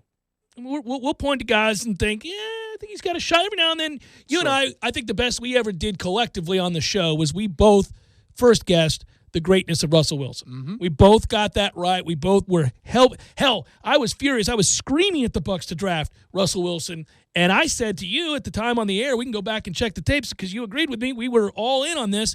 I thought he should go late first round. I didn't care about the height thing. I certainly didn't think he should drop to the third round. That's a guy that, if you think about who he is, because we saw him so much, we got a chance to see him so We often. knew he was going to be a rule breaker with his height. At that point, there weren't that many examples of short dudes doing things. No. But you knew that he was going to be the exception to the rule because his pocket presence was off the charts. And he threw it really accurately, and he could beat you with his arm in the pocket. But if you were able to force him off his spot, he killed you even more. He was a freakish athlete, a great baseball player. He just everything about him, you thought, he's thickly built for being smallish, diminutive, if you will, by NFL standards at 5'11 or 5'10, whatever he is. Yeah, man. The thing I'll always offer up that I got most wrong was Taylor Mays out of USC. I thought Taylor Mays was built for the NFL. He might have been a linebacker instead of a safety, but he was built to play the NFL game.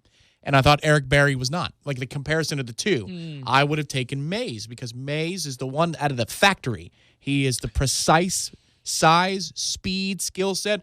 I don't know if between the ears something was wrong. In the age of social media, you might know these things a little bit better. But for whatever reason. Well, this is where we're at a disadvantage. It's why it's even more unforgivable when NFL execs get these things wrong, and they're as wrong as that, right? Like it goes beyond reason, like the guy can't play at all, right? Because they get the chance to sit down with the player. They get a chance to interview him, look at the medicals, talk to the head coach that he played for in college, his position coach, his family, his high school coach. They do so much research that we don't have access to. You're still going to get some things wrong. Yeah. But you shouldn't get it wrong to where it's a complete whiff. Like when you find out that a guy has behavioral issues and it derails his career 2 years in, and you took him 15th overall, that's unforgivable because most of the time the warning signs were all there. Guys don't get to the league and just suddenly become a-holes. They were always a-holes. They were always emotionally unstable. They always had a problem. It goes back to high school. The situation you're in matters greatly in the NFL. We all know this. But here's a random question for Noel. If Rashad Green was in a system with one of the great quarterbacks, and Aaron Rodgers, Tom Brady, Peyton Manning, where an unheralded player emerges, could he have been, or was he too slow? Because his route running, his explosiveness was next level. Yeah, and he was from his freshman year. Yeah. It translated into the biggest games and the biggest moments. Now, his senior year was a bit of a downturn. He had some trouble catching the football which was out crazy, of nowhere. out of nowhere. I feel like punt returning put something in his head to make him less reliable as a pass catcher. You know how I felt about him as a punt returner. I thought he was terrible, and there was so much uncertainty about his body language. He never believed in himself as a punt returner. You could tell he didn't want to be there, and Jimbo kept putting him back there. And I remember thinking, and I correctly predicted with you on the roof that there was a fumble forthcoming. We got it back, I think, in that moment. He also lost Clemson. The 12 game. Yeah. He had come all the way back in the first half, and you're like, okay, we're on even footing. Then he fumbled. Well, I know I even said he's going to fumble. Well, here's the thing. You can see that, right? As unsure as he was as confident as Greg Reed was. Yes. So would you just look at their body language standing there? You knew one believed he was about to make a play and could not wait for the opportunity, and the other just hoped like hell that maybe he'd catch it. I still, for the life of me, don't understand how Greg Reed has not gotten a tryout as a punt returner. Now, I followed him on Twitter for a while. I can't anymore because anybody who suggests that, he retweets, and so your timeline's flooded with him retweeting people saying he needs to get a shot at the league, which he's trying to campaign for himself. The film is still out there that he has the wiggle to get you 8 to 10 yards on any punt return that he gets a fair chance to field. Yeah, he was one of the best I ever saw, there's no doubt. Well, and what the elite of the elite get about that much, about 8 to 10 yards on average on a punt return. Of course, they're going to break one here or there, but the average is still around double digits. Yeah, he's a make you miss in a phone booth guy. I just don't understand how he doesn't even get a tryout for that purpose. You know, let's take a quick break, but I'll tell you something. If I could ask one question of Jimbo Fisher, let's say next week we're bored off our ass and we decide to call Jimbo for an hour-long interview, and he says, sure, I'll do it. I'm bored too. One of the questions I would ask him, I'll ask it next. Jeff Cameron Show, 97.9 ESPN Radio.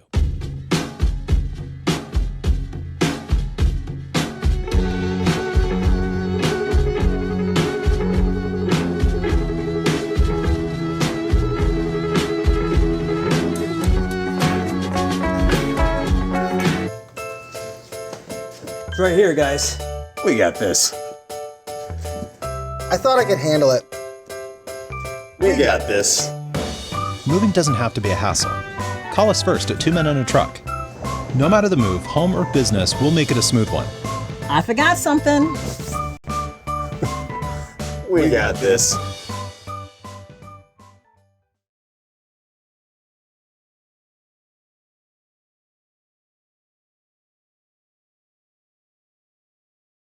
The City of Tallahassee helps make the choice simple by offering rebates on Energy Star appliances. You can receive up to $300 in rebates on refrigerators, clothes washers, and more. Are you thinking about purchasing and installing a smart thermostat to help minimize your home energy costs? With the city's rebates, you can get up to $100 off eligible options. Stack your savings this holiday season by coupling in-store deals with rebates from the City of Tallahassee. Visit talgov.com/YOU. That's talgov.com/YOU. Or call 850-891-4968 to learn more. That's 850-891-4968.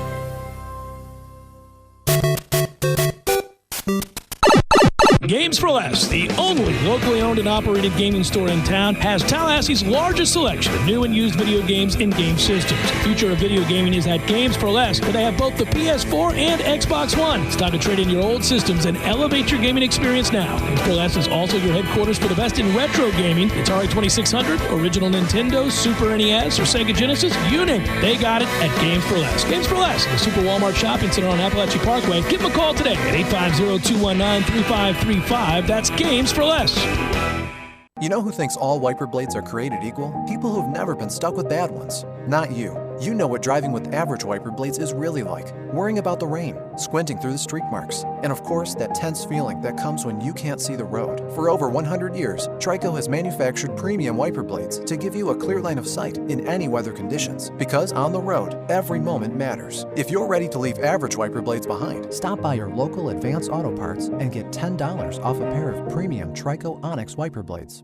Jeff Cameron here, and mark it down. Wednesdays on my show, we're giving away Which Wicked sandwiches. That's right. Tune in to the Jeff Cameron Show every Wednesday for your chance at a free Wicked 5 meats and 3 cheeses of deliciousness. Which is Wicked Wednesdays every week on the JCS. Seminole headlines. Kids, go see Angel Heart. No, don't see that ever. What? Not anyone. Well, I mean, I call people that are in their 20s kids. Okay. So, yeah, if you're over 18, see Angel Heart. Don't see it. No. Although it's a dark movie. Oh, you think? But it's great. I love it. No, there's nothing good about it at all. Oh, what do you? No. I saw it when I was 11 or 12, and I'm never seeing it again. Why were you watching that? What kind of parenting was going on in your house that you were watching? We had a Blockbuster Video, and I was allowed to just rent movies and watch them during the summer. First of all, it was rated R. Why they let you rent? My sister got it. My sister got it. Yeah, that's not a movie for an 11-year-old. Oh no, I know. What about this? When he eats the egg? No, hey, what are the questions? When he eats the egg. Yeah. De Niro's a good. He's a good. In that movie? Yeah. Did you pick up on it early that who he was? No. I was 11. Tuesday night on 97.9 ESPN Radio. Broadcasting live from the Tallahassee Dodge Chrysler Jeep Ram Studios in Florida's capital city. This is the Jeff Cameron Show. Brought to you by Orange Theory Fitness on 97.9 ESPN Radio. Redemption Thursday, brought to you by Cornerstone Tool and Fastener. Got a do-it-yourself project that needs to be finished? Cornerstone Tool and Fastener, 1110 Stuckey Avenue in Tallahassee and 3269 Crawfordville Highway. Online at ctf.nu.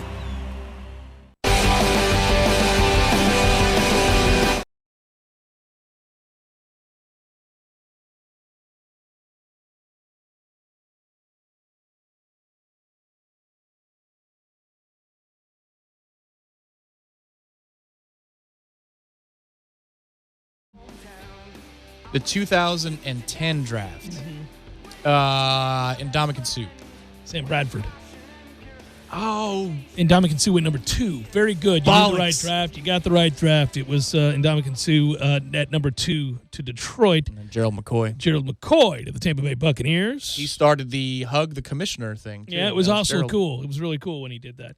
By the way, that's a good top 5 if you don't count Sam Bradford necessarily, who had some moments. But Ndamukong Suh, Gerald McCoy, Trent Williams, yes, please. And Eric Berry, your top 5. Yeah. That'll do. That'll do. Russell Okung. Joe Hayden, cornerback out of Florida, didn't... I believe Tim Tebow went to the Denver Broncos that night, the first round. He did. I had forgotten that was the draft, and I know exactly where we were and what I said. Dez Bryant ended up going to the Cowboys that particular draft, and we know a certain question was asked of him prior to that. Oh, man. I forgot about Brian Beluga. Demaryius Thomas is in that first round. Jermaine Gresham, I always thought was going to be so much better, but he went to Cincinnati. That sucked. That Oklahoma team was loaded. He was a good player, though. Even though, he was in anonymity, but he was a good player. Maurice Pouncey, friend with a murderer, defended him at all cost. You've got Jason Pierre-Paul went to the Giants out of South Florida in that draft, 15th overall. Couldn't get him in here. Earl Thomas went in that draft. Good Lord. What a good draft that was, right? You had very few misses. Rolando McClain, unfortunately, a big fan of the drank. And did he? What else happened with Rolando? Did he shoot somebody? I don't know. Might have shot somebody. Hey, man. Might have shot somebody. Allegedly, I have no idea. Yeah. CJ. I believe those are parking tickets, Jeff. Oh, CJ Spiller was in that draft, by the way. Check and see if Rolando McClain shot somebody. We'll clear his name if not. Over the drank. No, Santa Rosa Beach. I don't want your phone call. Thank you. Check and see if the scissor led to some shooting. I will. Okay. Perhaps the lean led to some behavior problems for Rolando McClain. He had a lot. I could be wrong. Could be the wrong Alabama linebacker. But I feel like I think I have that right. You seeing it? Is it popping up? Do we need to do extra research during the break? I don't. Oh, here we go. Legal issues. Oh, it's got its own section. It's got its own section. Let me comb through it. Let me comb through it. I feel good. The fact that it has its own section means that I'm pretty close to legal issues. Oh, that's a lengthy one, by the way. Look at that. Yeah. Let me comb through it to make sure. Hey, listen, I've already got the off-the-field stuff 1 for 1 today with Des Bryant, correctly guessing the team and the nature of the question. All right. Assault with a gun, though. I just, that's you got to be careful. Double check it. All right. I think there's a shooting involved there. We don't want to get sued. Somebody's going to get wind of Rolando McClain that some guy in Tallahassee thinks he may have shot somebody or at least fired a weapon in the middle of some sort On of December 1st, 2011, McClain was arrested by Decatur police and charged with third-degree assault, menacing, reckless endangerment, and discharging a firearm inside city limits, all of which are misdemeanors for a shooting incident that occurred the night before. On May 17th, 2012, McClain was found guilty on all counts. Boom! Get off me! And ordered to pay a $500 fine for each charge, totaling $2,000, and sentenced to 45 days in jail. Yeah. Okay. For each charge, 180 in total. 2 for 2 if you're counting at home. I got you. Your mom's a hooker? I know it. You discharge weapons while committing crimes? I know it. I got you. What a day. What a day on the show. So the question for Jimbo Fisher, how could a guy, this was per our last, by the way, Patrick Robinson went in the 2010 draft to New Orleans. Old P-Rob. Did you know that? That was in the first round. He was a really good player. That was did you say the end of the first round? The last pick of the last pick, yeah. He's a really good player here. I thought he was going to be a little bit better in the pros, but he's on an island a lot. He was, and he actually had some injury issues a little bit once he got to the league, but I thought he was a really good player too, and Jimbo got him paid. So on that note, there's a guy that evaluated as well or better than most anybody in the league, right, in college football. His ability to evaluate a player out of high school, project what he could become, how he would work in their system, et cetera, and whether or not he was a pro. Jimbo got that right a lot. Now, he also loved to exaggerate a player's potential publicly if he thought that it would get back to him and help him and fuel him. Because he'd like to tell us all about how this player is going to be the best he ever had at this position. Yeah. Best guard or tackle he's ever had. Mm-hmm. Kid can't play, dude. Stop talking about that. He would do that occasionally.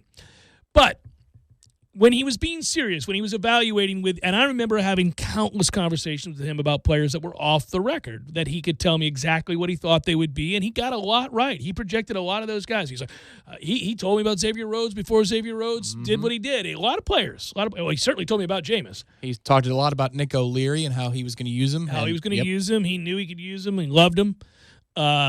One of my favorite comments he ever made when you and I were talking, that we went back and listened to, that he told me off the air, was he was talking about players he wanted to bring in that fit in a system, and I can still remember he was talking about running back. Do you remember this? Where I'm going with this?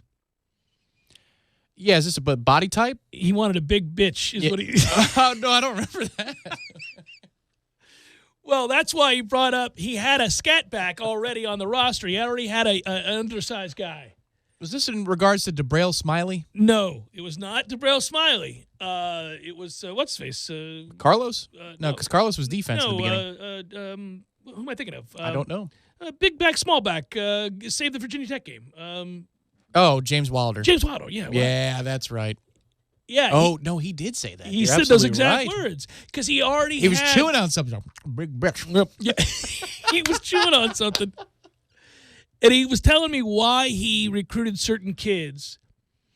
And I don't know if I had asked him about Wilder being a linebacker or a running back, and he was talking about he was talking about what he needed on the roster at the time. He's like, I already had a fast back. I already had a guy that could really scoot. I wanted a big bitch. Yeah, right. Well, because other schools said you could only play linebacker. He's like, well, he'd probably be a good linebacker. We're going to play a running back. That's where he wants to play, and we're going to play him there. Yeah, and then he was chewing, and he's like, I wanted a big bitch. I don't think he would mind me saying that. That's what he said, and we had the audio, and I told you the next morning, listen to this audio of Jimbo talking about Wilder. Well, he's a good linebacker, but I just wanted a big bitch. And he was. Hell yeah, 4th and 1.5. And we got it. Well, and that guy bounces off of him. That's just evil. He's like, no, I'm going to go ahead and get this first down. Because they have him dead to rights. I wonder, if he wasn't so concerned with looking chiseled, would he have been better off putting on 20 or 30 pounds? Because it's not like he was a burner. Well, I mean, yeah. Just be an unstoppable force. People, yeah. Yes. He already did, but you could do it at the next level. You know, you could fortify your draft stock. Having a good go of it in the Canadian Football League. Yes, he is. So as an aside, what I was going to ask him was, for a person who could evaluate players as well as he did, how was it he didn't see what a lot of us saw? And I'll give myself credit because I saw it from the first time he tried to do it, and I wouldn't leave it alone. How was it he couldn't see that Rashad Green was so uncomfortable returning punts? Why could he not look at that kid and say, he can't do this? The indecision, the level of, I think I would say... He was timid. Well, timidity, yes. There's no doubt about that. You got to be fearless as hell with people bearing down on you like that. There was no outwardly obvious body language signs that suggested he ever wanted to do it or that he'd be good at it from the get-go. You just never saw anything that breathed confidence. You didn't believe it. It looked like a night vision cam of somebody who's claustrophobic put in a dark room that's pretty small. He was on the field. You're like, ooh, jeez, he does not want to be there. Doesn't want to be there. And what's weird, and this is, I mean, listen, we're just talking out loud here about certain aspects of the program over the last number of years, and this isn't one of those, typical Jimbo segments. But what's weird is I think you can begin to see the cracks and the moments in which he was willing to overlook things that were to come down the line. Yeah. And you can see it with that decision more than most, even though we went on to do great things. Yeah, but we didn't have anybody. I mean, he tried Tyler Hunter. But what I'm going to say is this. In particular, by the end, that was the area that he was in denial. Yeah. He lied to himself and to the press on a daily basis about the question regarding punt returns, kick returns. He had completely disconnected himself from that realm of the football program. He would sit up there and tell you blatant lies, or maybe if he wasn't trying to, a lot of times that involves sort of nefarious activity. I don't think he believed what he was saying in answer to those questions about punt returns. He's the best we got. I like it. I feel good about where we're at. No, that's just simply not true. Yeah. We had guys that would not catch the punt. Yeah, well, with Rashad, I'll revise something because the timeline doesn't work. Obviously, he had an unbelievable season in 12 and 13. 14 was good. It just wasn't up to the standard. He tried his hand at punt returning in 12, so that wouldn't have affected his mentality in 2014 when there were moments. Like the Boston College game in the rain here, it was terrible. He was the reason the game was close. I mean, and Adazio had a chance to beat us. Yeah. But one thing I don't think led to the other long-term for him. But, yeah, I agree with you overall, just talking about special teams. No, that's what I mean. That was the area.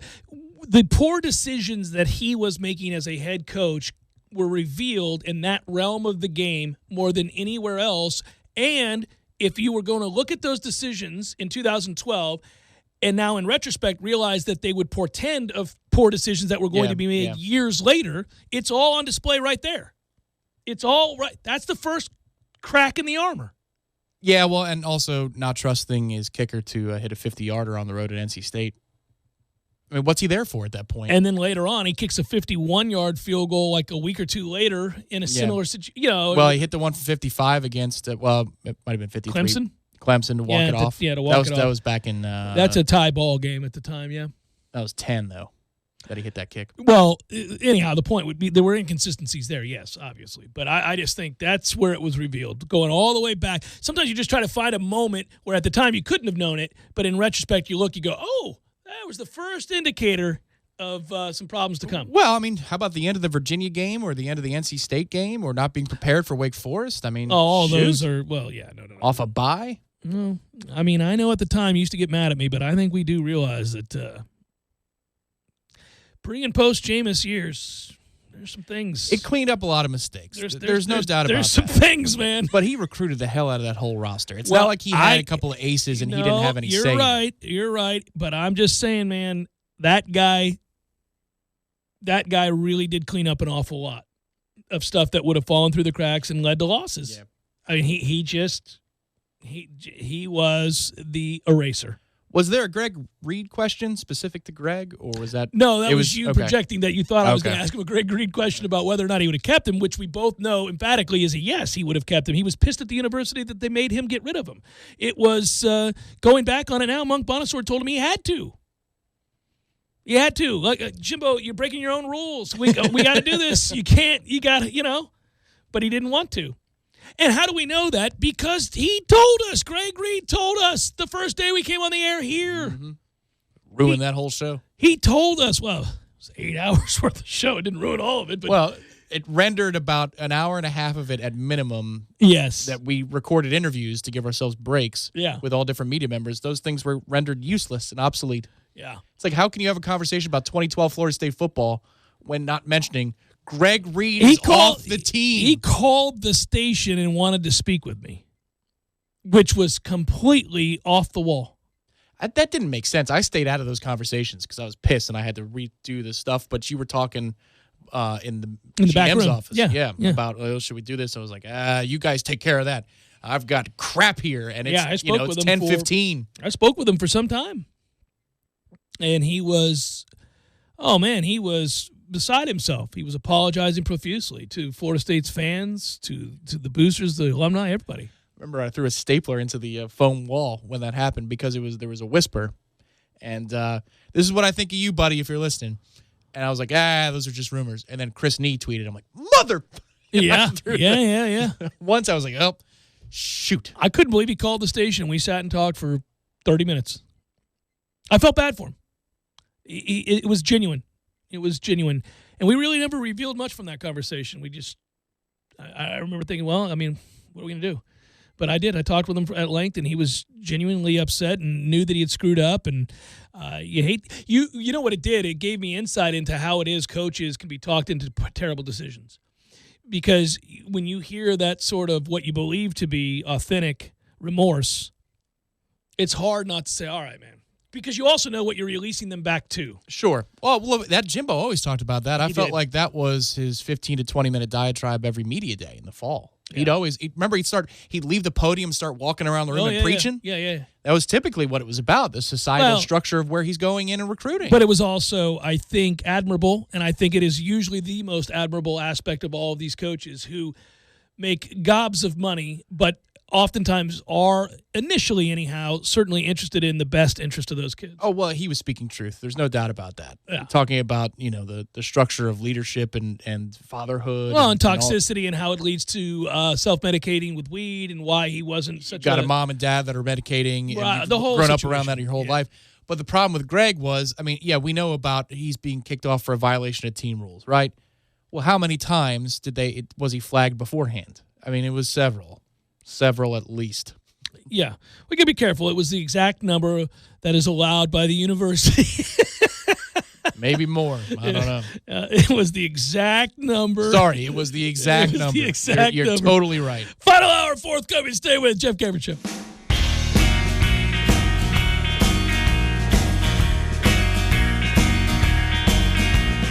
And the shining path that leads to God's own dying sun, straight from the fire down below.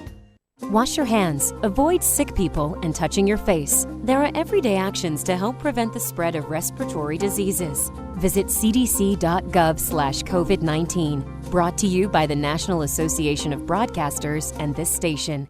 Come visit the new and exciting Hangar 38. This amazing place is for everyone listening right now. Practice your bowling skills, compete, and have fun. Whether you're a newbie, an all-star, or a beer frame champion, no matter how you roll, you'll find the best place to bowl is at Hangar 38. Hangar 38 is home to over 75 arcade games, so they're sure to have something for everyone. Zeppelin's at Hangar 38 is a premier full-service restaurant and sports bar, and it's also your place for birthday parties and company outings. Tallahassee, what are you waiting for? Come on out to Zeppelin's Hangar 38, 6668 Thomasville Road behind Walgreens. With a Bojangles 3-piece Chicken Supreme snack, you get a plate of bold, boneless chicken and a hot, fluffy, made-from-scratch biscuit for just $3.99. Or, if you'd rather 2 pieces of bone-in fried chicken with a biscuit and a fixin', don't you worry, because that's $3.99 too. It's such a good deal, you can knock out dinner and balance your budget in one fell swoop. Because if you're going to take out 2 birds with 1 stone, they ought to be delicious. Bojangles. It's bow time. All of us at Jerry's Cigar Shop hope you stay safe during this chaotic coronavirus crisis. Jerry's is open with front door service. Just call ahead to place your order and be sure to ask about free shipping directly to your home. Support of local small businesses here in Tallahassee is so important right now. So Jerry's Cigar Shop is giving 20% of all Regina cigar sales to local food banks to help those financially impacted by this virus. From all of us at Jerry's Famous Cigar Shops, our prayer is that we all come through this together and even stronger. Who's ready for the best wings in Tally and locally brewed beers? Hobbit American Grill is the place to be. They've been voted Tally's best wings again in 2018. Hobbit offers Bingo Mondays, happy hour all-day Fridays with craft beers on tap from all the local breweries. And the Hobbit is your home for all the UFC fights with plenty of high-def TVs for everyone. Be on the lookout for the food truck coming soon with the best lip-smacking wings in town. Hobbit American Grill, celebrating 40 years of serving great food to great friends for good times. For info on their hours and 3 locations, visit them online at myhobbitonline.com. The Greater Tallahassee Chamber of Commerce, who's celebrating their 95th year in business this year, would like to recognize their newest members. Hi, I'm Corey Melton, the Vice President of Membership, and I'm proud on behalf of the Chamber to welcome our newest members from December and January. American Cancer Society, Bath Fitter, Bob Fish Homes, Body Mechanics, Physiotherapy and Fitness, David Cannon, Realtor with Eden & Company, Express Employment Professionals, iDope, Florida Floors, Growler Country, Homes and Land of Tallahassee, Jet Medical Center, Tallahassee, Not Responsible, Lull Water at Blairstone, Move, Office Depot, Osaka Japanese Steakhouse, Puff for Less, Stacy Lee Portraits, Strayer University, Telegen, Terminix of Tallahassee, The Refinery Bar Fitness Studios, Trail and Ski, and the Waffle House.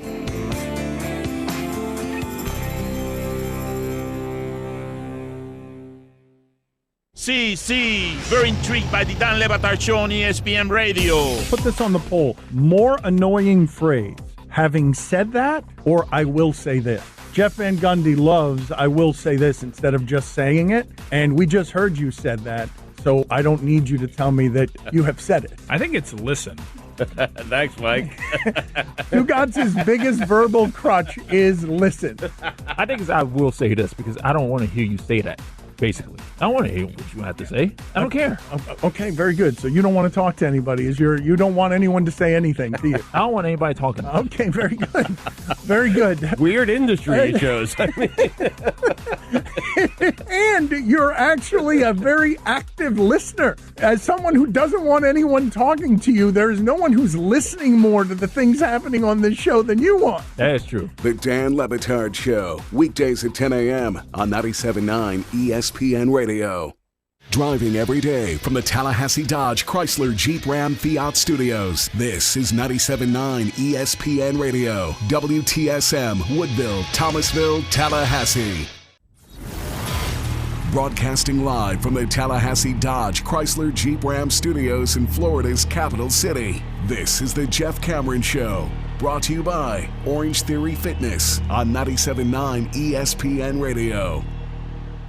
Redemption Thursday, brought to you by Cornerstone Tool and Fastener. Got a do-it-yourself project that needs to be finished? Cornerstone Tool and Fastener, 1110 Stuckey Avenue in Tallahassee and 3269 Crawfordville Highway. Online at ctf.nu.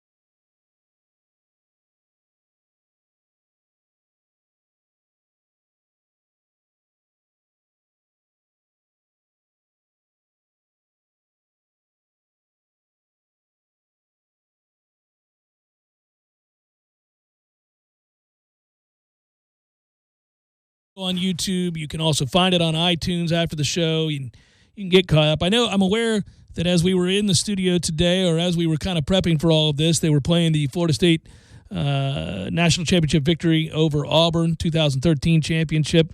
And it's funny, I saw LaMarcus Brutus earlier today tweet that he had no idea John Legend sang the national anthem at the BCS championship game. Ira tweeted him back, "They just showed you on the sideline. You look focused. Didn't realize you were that focused." Man, I remember celebrating when they announced that John Legend was going to be doing the national anthem. I have no recollection of him singing the national anthem. And it was good. We were there together. I'm sure it was. I mean, he can sing. But I don't remember that he sung it. I don't remember that it was announced. I know he's a talent, but I don't care anything about John Legend. Again, I know he's a talent. It's just not my thing. But I don't remember that at all. I usually do. It was a big deal to me because in the years prior when I did the NCAA Online Dynasty, which I would love to launch again, please, NCAA Football Online Dynasty, John Legend was wired in to some of my stadium sounds. And so that's pretty funny. Like, well, this is full circle. This is beautiful.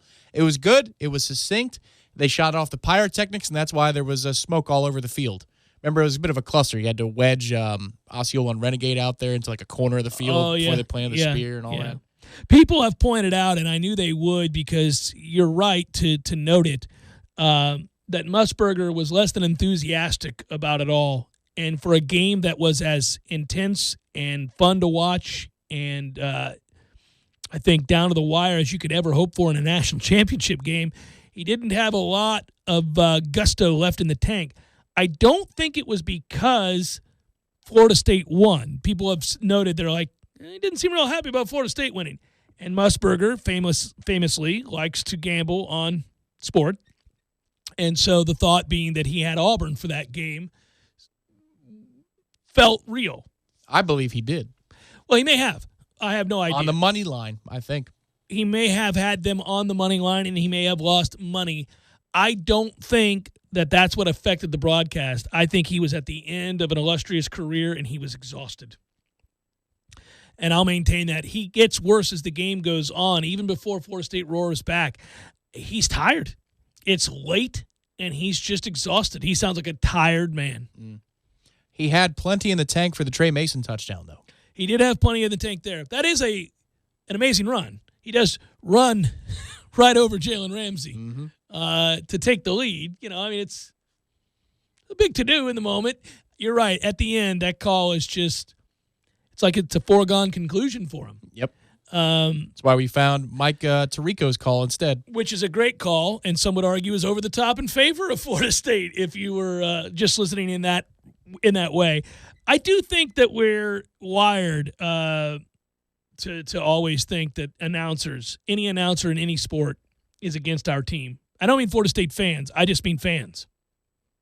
We're wired to believe that. We tend to note every lack of inspiration in a call because we're excited about it in a certain way. If they're not as excited about it in that same way, we instantly think they're against our team. I agree with you that sometimes it's over the top what a fan thinks. I think it's almost all the time. But in this case, that's objectively true. That is an underplayed. I mean, I think he chose to underplay it in the way that the way that certain announcers, their calling card is to overplay things and to overstate. Joe Tessitore, for example, overstates the importance of everything.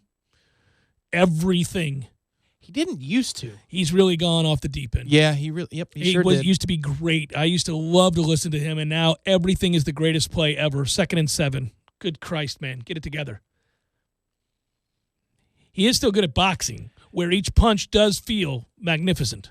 So Chris Fowler, though, I think also is an example where objectively it's true. If you listen to the Notre Dame game in 2014 or the Miami game in 2014, that particular season, he got way, way, way more excited for the other scores, and that wasn't always when Florida State is on the road. It's not always about the underdog versus the favorite thing. I mean, it's a classic game you're calling, and Florida State scoring is not the worst thing that ever happened to you. I would wonder, because I think it was much more obvious if we're using individual cases, when we beat Miami down there and he was talking about it having a feel of the old Little Havana. Yeah, Orange Bowl. Yeah. Yeah, Orange Bowl. I mean, to me, I was like, good Lord, Chris, come on now. But I would argue, and I tend to argue for broadcasters, go figure, that it's not intentional. I think a lot of times it happens, but it's not intentional. I think I don't know, it's a little bit like officials who get swept up in situations. Yeah. I don't think that they go into a broadcast or into a game deciding they're going to root for somebody or screw somebody or anything like that. I just think sometimes it happens during the course of a game for whatever reason. They latch on to a team or a player or a talking point, and they make it a theme. And when something breaks the mold and doesn't fit the theme, they struggle with how to describe that in a way that is fitting or equal to the enthusiasm the fans who are on the wrong side of that descriptor are. I just think that's what ends up happening. And I could see how that happens a little bit, because I think I do it. I've tried to listen to myself or think about it. Not listen to myself, but think about it. When I'm watching two teams that I objectively don't care anything about, I've said this on the air before, and I think this is true. You never get through a full game, any game, in which you don't pick a side. If you're a fan of sport and you watch two people competing, two teams competing, whatever it might be, somewhere along the way, something's going to occur in the event that leads you to choose a side. It could be anything from the team got screwed on a call to you like this player's scrappiness to, hey, it might, maybe subconsciously you don't think about it, but something happened with Wisconsin football 15 years ago that pissed you off, and now you can't root for them in this matchup against Northwestern, whom you don't care anything about. We always end up picking a side, and I think announcers accidentally do that probably more than they would wish to admit. And maybe when they go back and listen to the broadcast, they figure it out and go, "Oh, I did that, man." Because every announcer, every writer, we do this. And everybody does it who works in the field, is our own worst critic if we're doing it right. Yeah. You go back and listen, I could have added this. I should have taken the talking point this direction. If you're producing, you'd say, when he brought that up, I should have done this, and we could have course corrected and gone here. We all do these things, right? I mean, whatever it might be. Like when we're criticizing ourselves and our roles, I do it as a host, you do it, we all do it. But I wonder, and I hope that they go back, whether it's Joe Buck or Chris Fowler or Brent Musburger, go back and go, oh, man, boy, I really let myself fall into the trap of blah, blah, blah, blah, blah. Well, I can tell you as the beat reporter stuff I did the early part of last decade, I always wanted to, if I feel uncomfortable about the article, I'd want it to be because it's maybe a little bit too negative. And the reason I thought that is, well, I'm a Nole. So if I'm trying to write an objective piece of material about a Florida State game, I probably should err on a side that I feel is a little bit on the negative half of the spectrum. Chances are, if you mix that in an equation with my Nole-colored glasses and my degree that hangs on my wall, it's probably closer to right down the middle than anything else. Right. I have to take into account that I don't see the world or a Florida State-NC State game with the two jerseys and the helmets meaning the same thing. And it's like an experiment that I'm watching. It's not. Right. That's my school. Yeah. That's my team. Yeah, it's not possible. So I view these events a little bit differently. But nobody's objective. But if you, of course they're not. But in an attempt to be as objective as possible, you I might thought, go too far the other way. Let me inject a little bit of negative into this article because it's a game story. It's not a column. It's a game story. Yeah. In order to try and tell the story on balance. But everybody has their own method. Yeah, it can be very difficult. I noticed it over the years with Herb Street when he would attempt to go too far the other way in his early days on Ohio State, where he didn't give them credit, in my opinion, for things that they should have gotten credit for, or he went out of his way to criticize certain.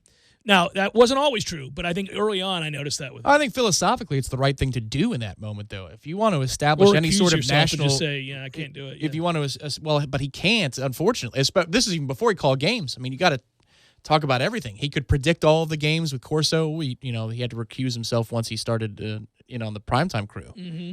But I mean, if you want to have any national respectability, you got to be tough on your own school, or else everybody around the country is going to hate you.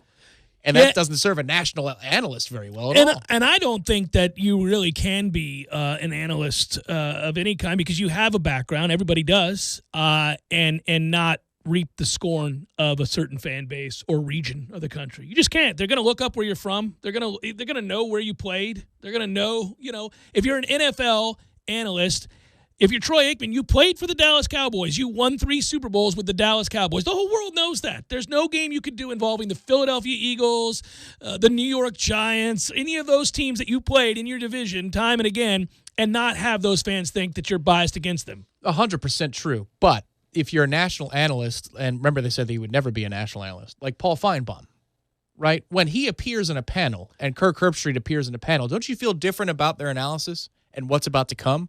One is paid for. One is completely slanted. The other one, I will hear Herbstreit out. Because I also believe he's attempting to do the best job. I think he is.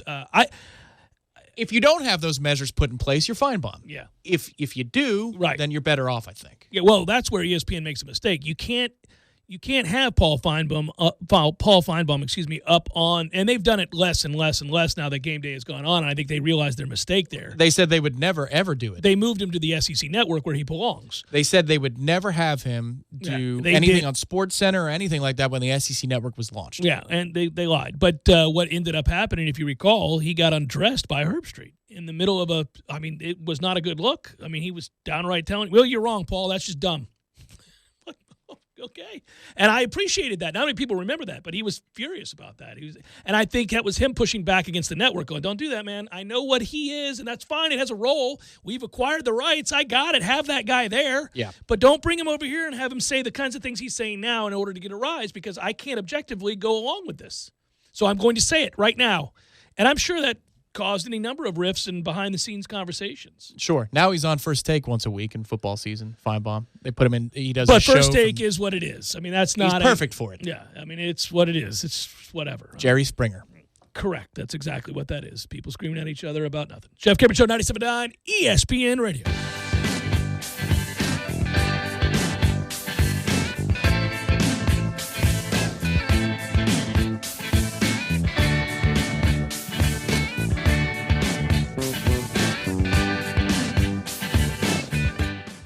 Hey, everybody, it's good news, and we could use some good news right about now. Getting family dinners to go with curbside pickup at Bumpa's, well, it's easy to do, and it's all day, every day. You're going to want to pay with a credit card, bring your own PIN to sign the receipt, and they want to thank you, so do I, for supporting your local restaurants when they need it most. By the way, if you call, it's 850-999-8652. And here's Rick Pitino to give you the menu items. Pasta alla vodka. You get chicken, garlic bread, and it's a nice round price. Secondly, you got 20 wings. You got chicken fingers too, fries, onion rings on the side. Nice, also good for the family of 4. 2 racks of ribs with mac and cheese and broccoli. You could sub in some fries or rings if you want instead too, but those racks of ribs, absolutely delicious. Just beautiful. Or you can order, Rick, from the regular menu. It's bumpus349.com. The whole shebang. Not all law firms are equal, so here's why Fonville Lewis Mesher McConaughey was recently voted Tallahassee's best law firm. First, we only take real cases. If your car was barely bumped and you think you're going to get rich, we're not the firm for you. We limit our practice to serious cases with legitimate claims. Second, we only take cases involving real injuries. If you know you aren't hurt but think you can fool your way into a quick settlement, we're not the firm for you. We encourage our clients to heal up and get better, not sit on the couch and expect a windfall. Third, we don't want clients who are just in it for the money. If the very first thing you think of after getting hurt is calling pound something or other on your cell phone, Instead of calling 911, we're not the firm for you. Your health should always come first. And finally, we won't blow smoke about a big money outcome just to get your case. Other firms overpromise and underdeliver. Our only promise is that we'll work harder than anyone to get you the best result. Remember, the law firm you have representing you makes all the difference, so don't settle for less. Call Fonville, Lewis, Messer, McConaughey, and let us put our reputation to work for you. Lane's Medical Shop has all of your home medical needs. They carry home oxygen, hospital beds, nebulizers, walkers, wheelchairs, orthotics, diabetic shoes, and all sleep apnea supplies. Lane's also has a weight loss clinic in-house, no appointment necessary, including B12 injections and any prescriptions necessary with the lowest prices around, and delivers to Tallahassee in South Georgia. Located only 40 miles from Tallahassee, go see Blake today, 210 West Main Street, Colquitt, Georgia, 229-758-9111. You know who thinks all wiper blades are created equal? People who've never been stuck with bad ones. Not you. You know what driving with average wiper blades is really like. Worrying about the rain, squinting through the streak marks, and of course, that tense feeling that comes when you can't see the road. For over 100 years, Trico has manufactured premium wiper blades to give you a clear line of sight in any weather conditions. Because on the road, every moment matters. If you're ready to leave average wiper blades behind, stop by your local Advance Auto Parts and get $10 off a pair of premium Trico Onyx wiper blades. Hi, I'm Jeff, founder of Which Wich Superior Sandwiches, and I'm here to tell you about our signature witch, the Wicked. Why call it the Wicked? Some say it's wicked tasty, some say it's wicked large. One thing's for sure, with oven-roasted turkey, ham, pepperoni, roast beef, and bacon, as well as your choice of 3 cheeses, it definitely takes you from wicked hungry to wicked happy in just a few wicked good bites. Only at Which Wich Superior Sandwiches. On Wednesday, the Wicked is just $5. 5 meats, 3 cheeses, $5. This is the Jeff Cameron Show. Jeff Cameron Show on 97.9 ESPN Radio.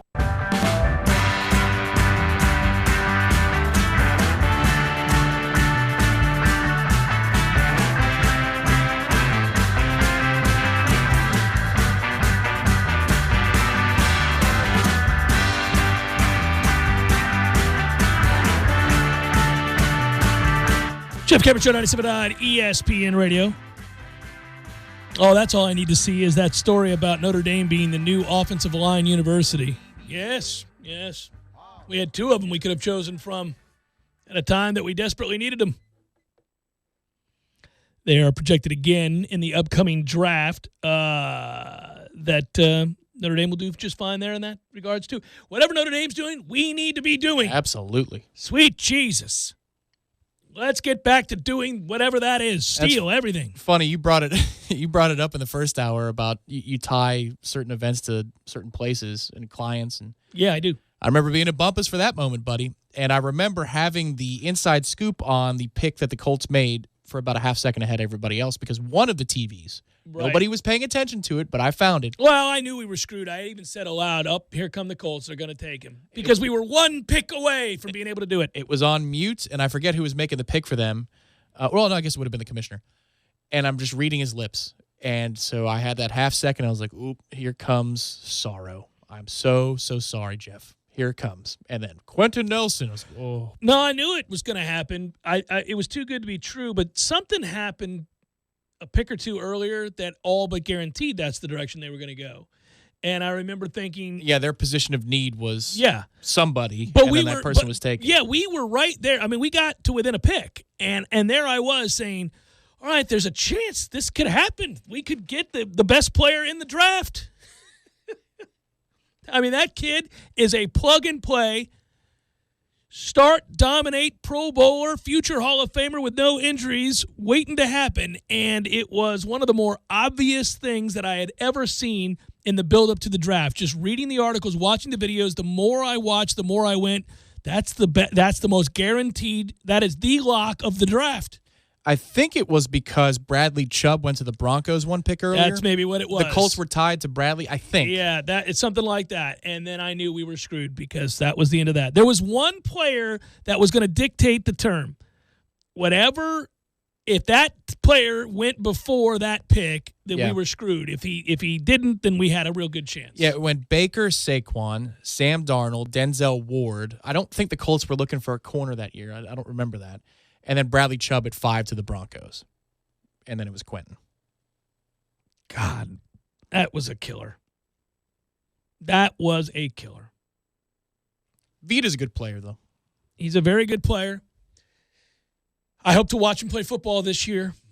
I think that's where we all are right now is in listen, earlier in the show, I made a statement that sounded like it had already been decided, and it, I guess, technically hasn't, but it has. In the same way that I talked about Wimbledon being canceled on Monday, even though it wasn't canceled until yesterday, is the same way that I'm discussing the British Open, the Open as they like to call it. I'll never call it that. It's the British Open. But the British Open being canceled is devastating news because now we're into July with major sporting events being canceled. And I think we're getting a little quick to cancel these days. Just a little quick on the draw on these cancellations, but okay. Yeah. I get the Open a little bit more, though. That's an international event. People fly from all over the world to come watch the British Open. You're probably more apt to cancel that when you're talking about such a wide array of people assembling. You could say no fans, sorry, we have to refund all tickets and we'll make a decision on the players by April 30th. Why don't they do that? I don't know. Listen, you can follow science and be alert and smart and then also take the time that you have. What the hell difference does it make for 28 more days? Why is everybody in such a hurry? PR purposes. It's got to be. Well, I get that you needed to get players off the court. We talked about this earlier. Again, once Rudy Gobert tested positive, you have a major problem on your hands, and you've got to cancel games in the NBA. Subsequently, you had to know at arenas all around the country where officials and cameramen and all that were working, the NCAA tournament potentially, the ACC tournament, all of the conference tournaments. You knew then the dominoes were going to fall. Those cancellations were inevitable. And that was fine. That was fine. I got that. You didn't need to start projecting that you were going to cancel an event in late July. Yeah. Because I get, again, that you'd hold off. You wouldn't guarantee that they were going to have the event. But let's wait and see what we find out. Where is this headed? Where does this project? Are there ways in which we can still hold the event under very different circumstances? In some cases, the answer to that is a resounding no. You can't, and we're just going to have to cancel it. In those situations, fine. Better to come out with it now, move on, gotcha. But there are others where you can say, I don't know. Can we play football in September? In October? Don't know. We might be able to. Might be at a place where we're able to do that. Is it going to be without fans? In all likelihood. Are we going to have to make certain arrangements where maybe games are played on different days, or maybe there are a select number of arenas in which we can play football in? Yeah, sure. But don't just be like, hey, this event's scheduled for November, we're canceling it. Whoa. Who said anything about November? What are we doing here?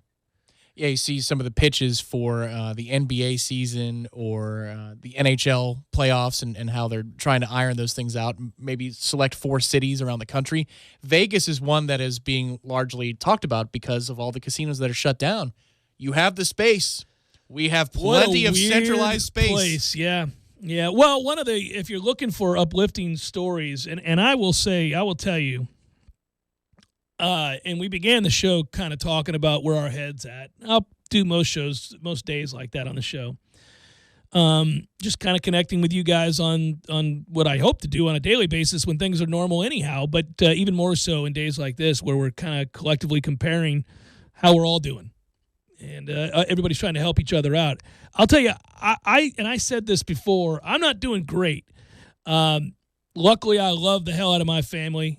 And nothing has changed about that. I feel as close or closer to them than I ever have, and spending more time with them has been a good thing. That part has been a real good thing. But I'm a very social animal. I like people. I like being out and about. I like sitting down and talking with folks and just having restrictions put on that availability. It's not even so much doing it necessarily. Like I can get by on a Wednesday and not see anybody and just go home or whatever. But not having the option weighs heavily on me.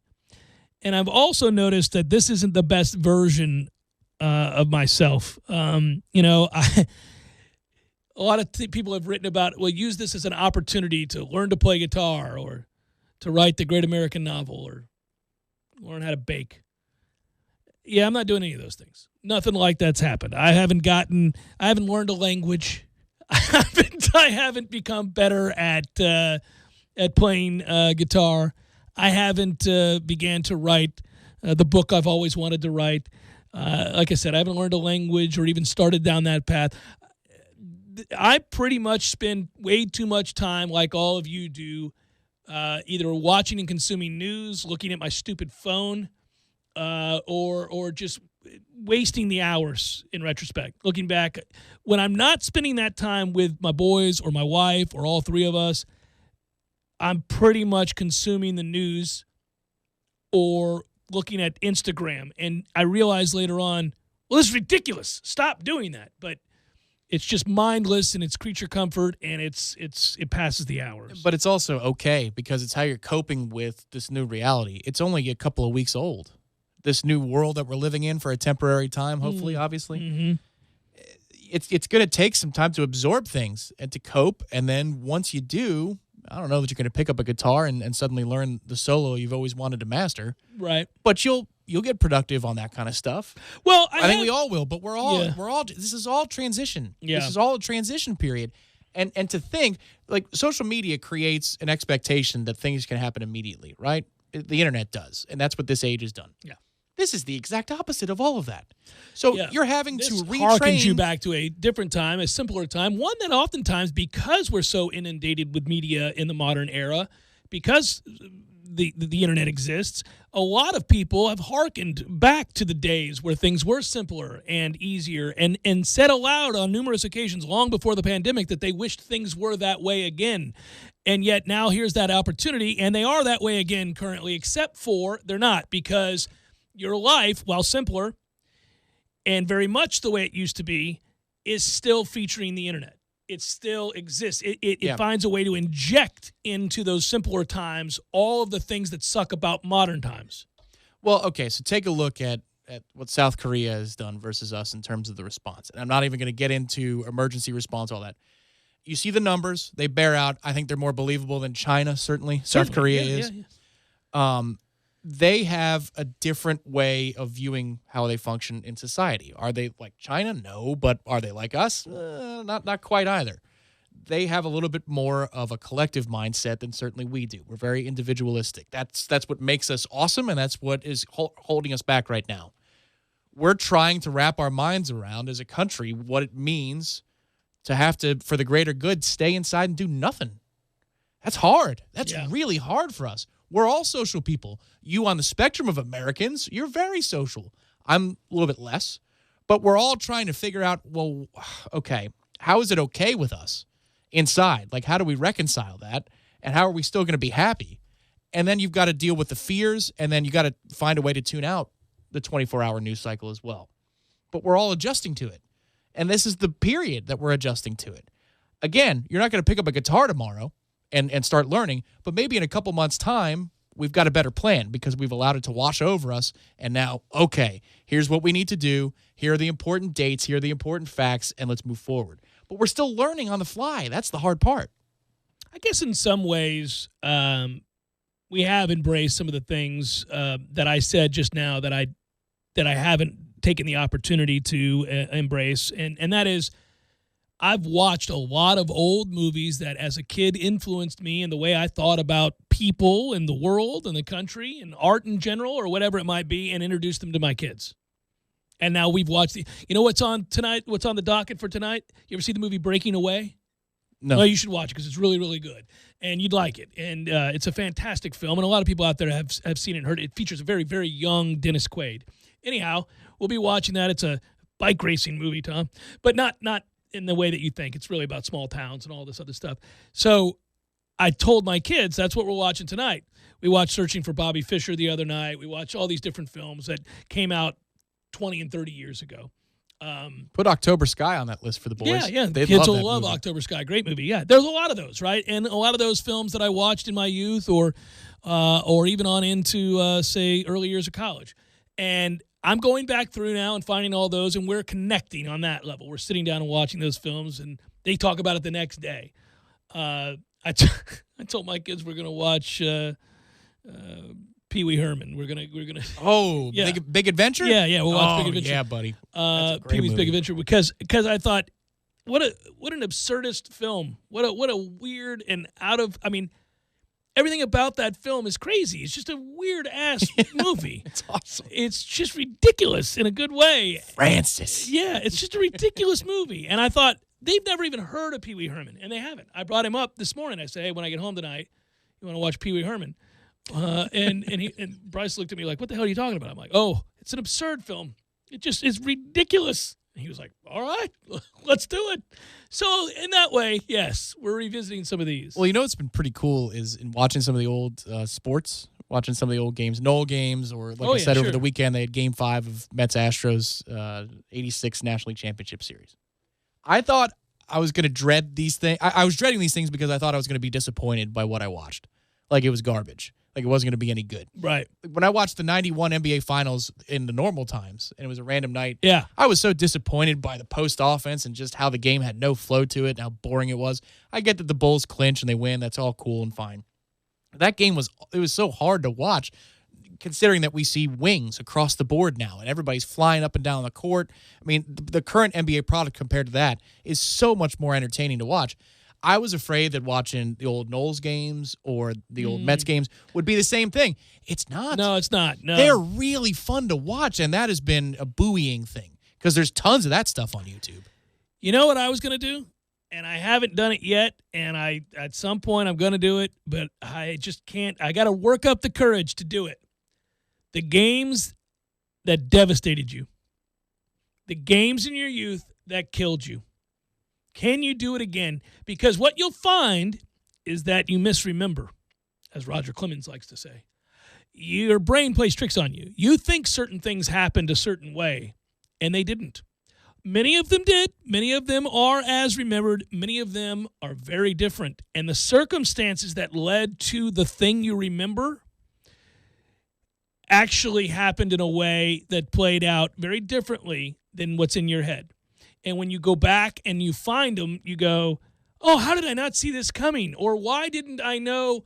Because you have, obviously, the benefit, hindsight, and you're able to go back. And also you're an older, wiser sports fan because you've now consumed so much more sports that you've begun to recognize patterns easier.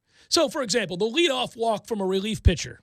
Sure. Yeah. Okay, that, when you're 9, means something very different than when you're 40.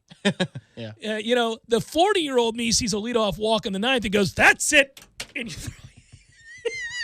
you just walked the man on 4 pitches in a 1-run game, you son of a bitch.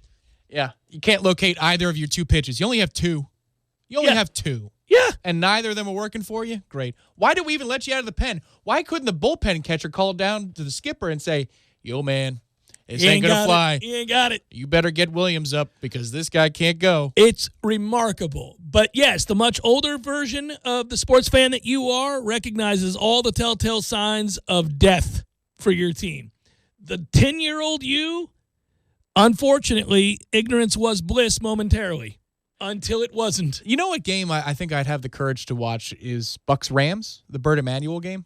I think I'd have the courage to watch that one because our defense played really well. Yeah. I don't remember the circumstances, obviously, beyond the Burt play. I swore this is one thing that was different when I saw the replay of the highlights. The Ricky Prohl catch is a catch. You thought he was out? I thought he was out of bounds. Yeah. He's in bounds. He's in bounds. As much as it sucks. The Ricky Prohl catch is a catch, and I screamed at my television for all the world to hear, that's not a catch. That's not a catch, but it's a catch. Did you have your friend with you? It's also that guy was like, it's a catch. It's also a great catch. It is. It's a great catch. The son of a bitch makes a great catch. Left side of the end zone. It's good coverage. The guy makes a great catch. Ridiculous. But I don't think I need to watch Bucks-Eagles with Dungy because I knew even then we're playing the Eagles and we have Clyde Christensen as our offensive coordinator. We're not going to win today. Or Mets-Cardinals in 06. Aaron Heilman's coming out for the 8th inning. We're not going to come out of this. Or it was actually the top of the 9th maybe. We're not going to be tied in this ball game anymore.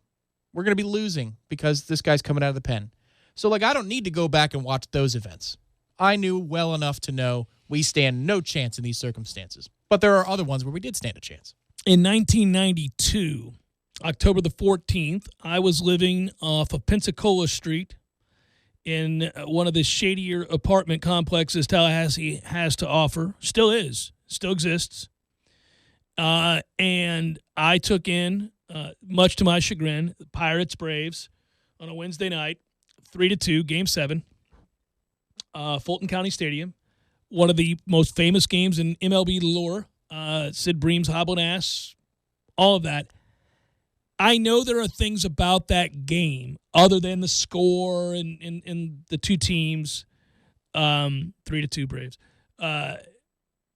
that led to. I even know how the ninth inning played out, but I'm sure there are moments throughout the game that have had a great impact or should have led to more runs, should have been whatever it might have, the circumstances the Pirates somehow pissed away, for lack of a better term. Yeah. I wonder, can I go watch 1 through 9 knowing how it ends again? I've never seen it again. I watched it live. I broke the phone. My roommate Bill Logan's phone, shattered it into a million pieces. I've told the story countless times about how it's like slow motion to me in my brain. Him going, dude, as he reaches his hand out, and I'm grabbing the phone, which is on our coffee table because we had a long cord. It's a green phone. It's the old school phone where you have a receiver, the whole thing. I pick it into the air. I can remember my fist going down to slam the phone down onto the floor, which shatters the phone into a million pieces, but it's not my phone to break. And him, because he doesn't care about baseball, and him going, dude, and the phone, and then walking to my room and punching the closet door and acting like a punk. I'm 21 years old at the time, and I punched the closet door, put a huge hole in it. Can still remember that. And being, I think, close to tears, but never crying because I knew I was too old for it. I fought him back. But I also knew it was over. The Pirates, everybody knew, didn't have the money.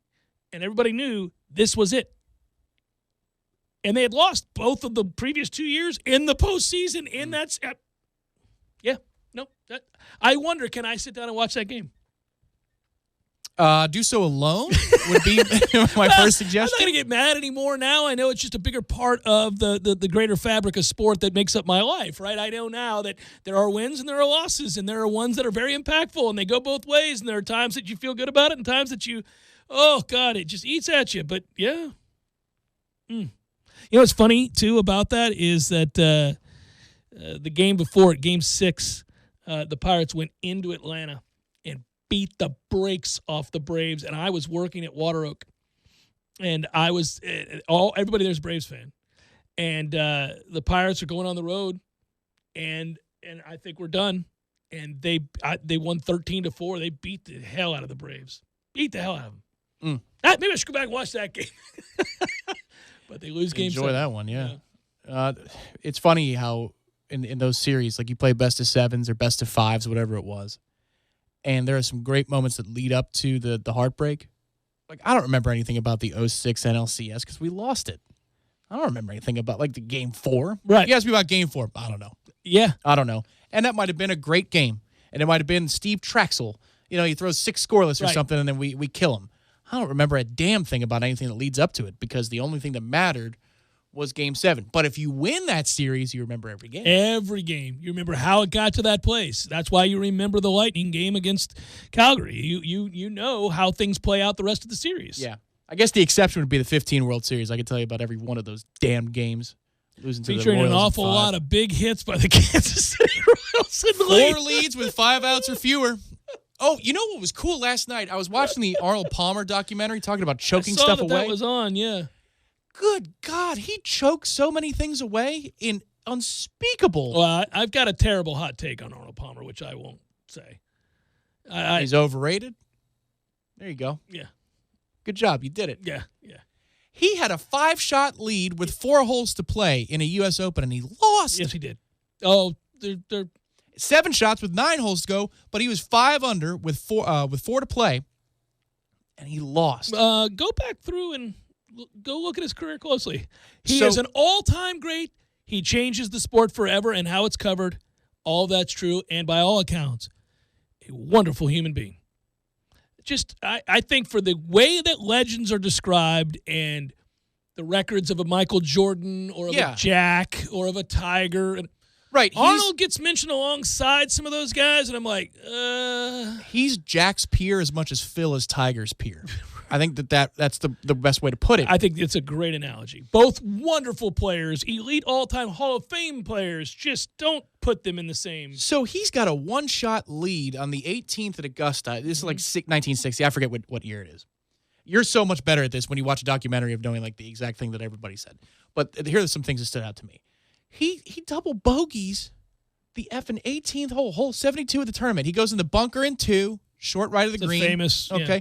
And he blows it over the hole, over the green, out of the bunker. He finds a way to double, and Gary Player wins the event. That's how he wins his first Masters. Well, 2 crazy things. Number 1, that he doubled the final hole, which is really hard to do. As long as your drive is safe on 18, you're not going to double. Isn't that Arnold Palmer's Bush? Isn't that the clip that you play?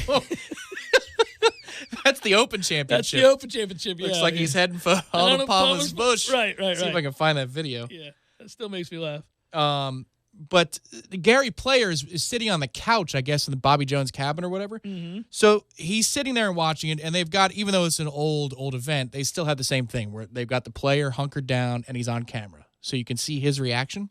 So they cut to Gary Player's reaction of winning the Masters, and he's making out with his woman on the couch. He's straight making out with his woman.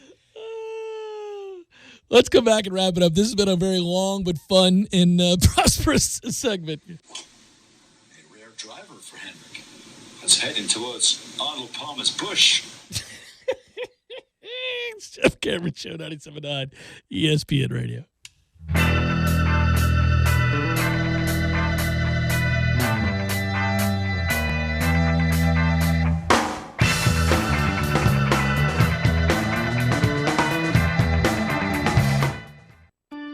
Barry knows cool, he's keeping you comfortable. Barry knows cool, you can put him to the test. Deciding whether or not to fix something that has worked well for a long time can be a tough choice. When you turn to the experts at Carrier and Barano Heating and Air, we'll help you decide on whether to repair your existing system or consider new energy-efficient options. Book your repair or service appointment online in under a minute at baranoac.com. Florida license number CAC 1816186.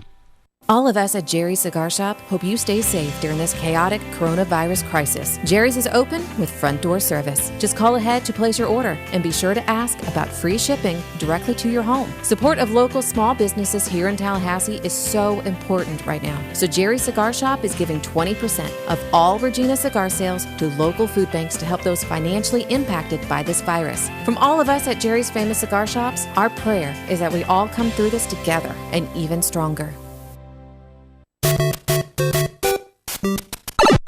Games for Less, the only locally owned and operated gaming store in town, has Tallahassee's largest selection of new and used video games and game systems. The future of video gaming is at Games for Less, where they have both the PS4 and Xbox One. It's time to trade in your old systems and elevate your gaming experience now. Games for Less is also your headquarters for the best in retro gaming. Atari 2600, original Nintendo, Super NES, or Sega Genesis, you name it. They got it at Games for Less. Games for Less, the Super Walmart Shopping Center on Appalachia Parkway. Give them a call today at 850-219-3535. That's Games for Less.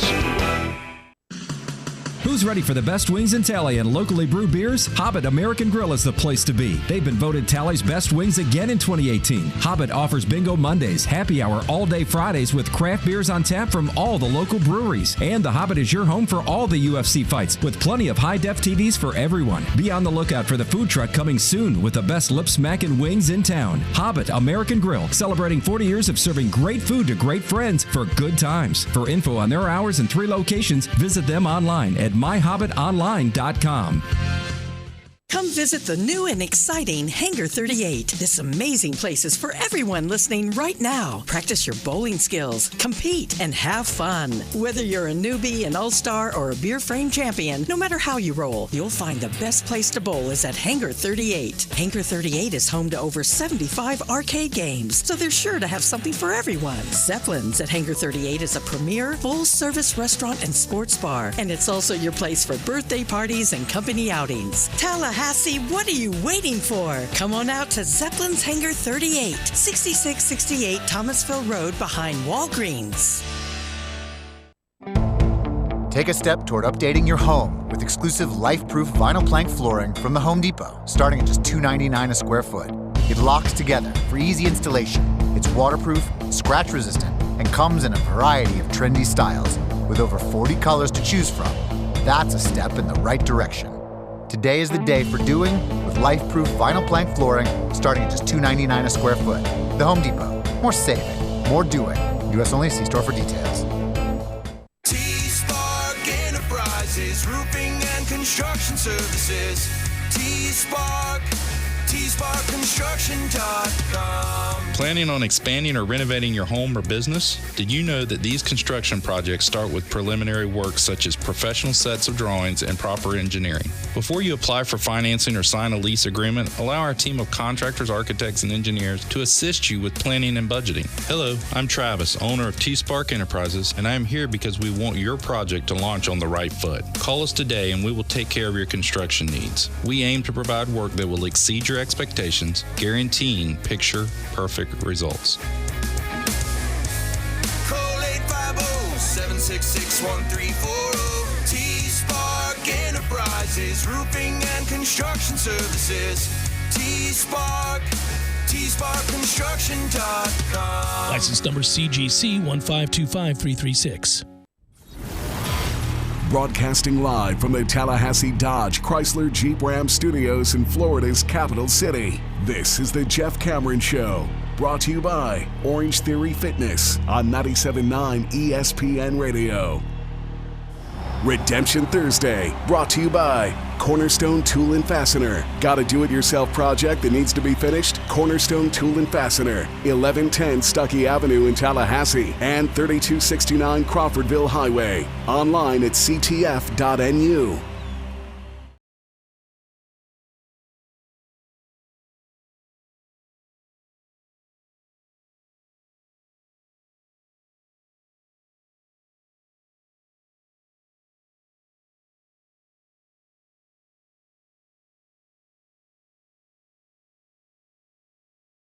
I've enjoyed doing it. It's fun for Tom and I still to be able to come in and talk with you guys, some about sports, some about whatever it is we're thinking about in the moment. It's also fun to look ahead to events and wonder aloud whether or not they're going to be held. Fun is not the operative word there. Disconcerting, but worth noting. By the way, another overrated golfer is Freddie Couples. Yeah, oh, definitely. Would you argue he's the most overrated golfer? Ooh, the most overrated golfer. The way he's talked about in comparison to what he's actually accomplished on the tour. Now, he's won 15 events on the PGA Tour. He has one major win. It's the Masters. Yeah, I mean, it's tough to argue against Fred Couples. I love him. I love him. He's a great player and a lot of fun to watch and all that stuff. If he had closed out one of those Masters that he flirted with at an older age, if he had closed one out, that would have changed things a lot. Early 50s or whatever he was in, or late 40s, then I think that maybe he would have warranted a little bit more. And you could say, well, the back is what, prevented Fred from having more success, and you could make an argument. But you need to close those things once in a while. You know what sucks for him is he gets lost to history as an old man making a run at it in the same way that Tom Watson did and almost won the British Open. So did, unfortunately, because we don't love him, Greg Norman. Remember that? With Chris Evert Lloyd being there at his side? I guess she was just Chris Evert at the time. But he played really well through 3 rounds and had a chance going into the final day and fell to pieces, which is what he does. But he was also old, in fairness to him. But Freddie Couples finished 3rd in 2005, 2006. He was final pairing on a Saturday? No, I'm talking about the Open. Oh, at the Open. Yeah, he did at the Open. But you're right. He has a lot of seconds at the Masters. Yeah, he has a lot of seconds in general. He finished 2nd in the PGA Championship. He finished tied for 3rd in the U.S. Open in 91. Finished tied for 3rd back in 1991 at the British. 1991 could have been an all-time Fred Couples dominates golf because in 91 he finishes 3rd at the U.S. Open. He finishes 3rd at the British Open. He finishes he wins the Masters in 92. Prior to 90 to 92 is his heyday. Yeah. He also finishes 2nd in 1990 at the PGA Championship. I feel like Dustin Johnson's in the conversation. Because the hype for him is just so absurdly high. And he got screwed out of one. I understand at Whistling Straits he gets screwed out of a major there. But the way he's talked about and the length of his game and all that kind of stuff, I mean, If he had Brooks's resume in majors, then absolutely. Yeah. Keep talking about him that way. But at what point are you going to let Dustin go? It's cool that he's won a PGA event every year consecutively since he started. And that is an amazing he has won 20 times on tour. that's cool. But, we're talking about majors here. And he's talked about at the same level of, and I'll even give him credit here, Jordan Spieth. He's talked on about the same way that Jordan Spieth is.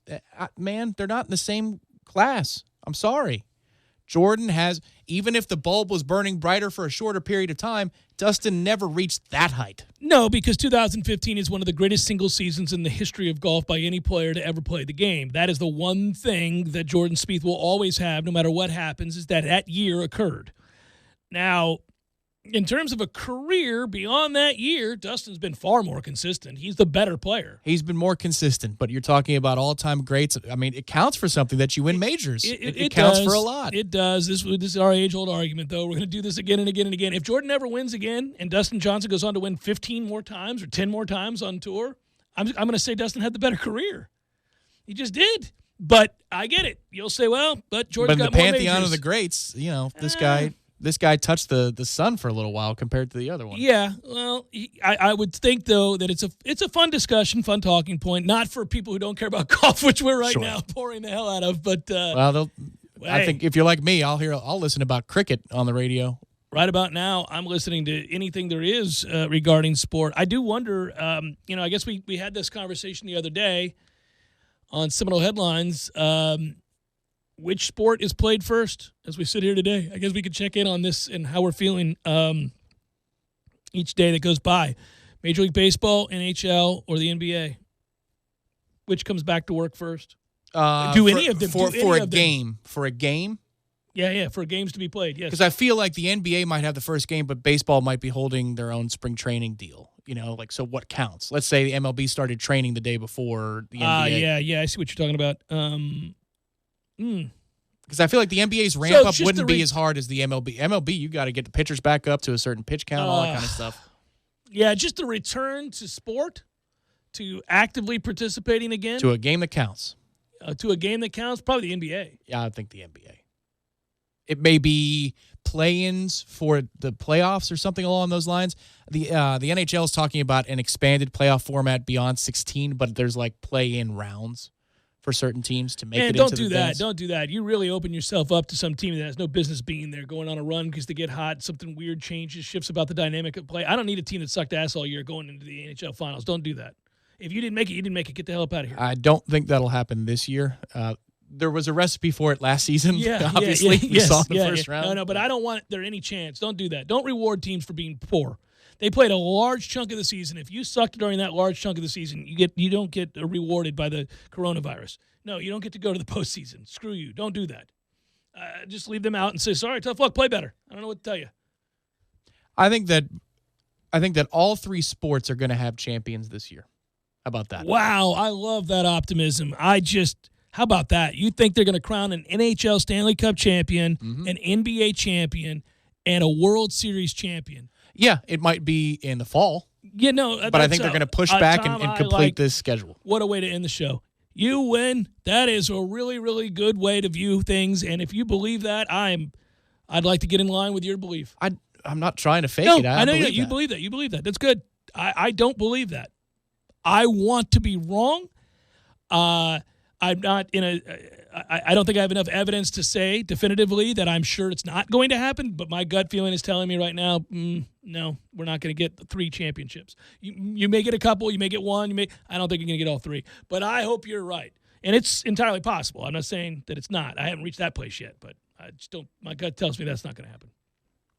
Well, what the realities of salary caps and revenue and player contracts, I mean, that's going to have to go into it. Because let's say that you do want to end in November or even the beginning of December, let's just say it's something absurd. Right.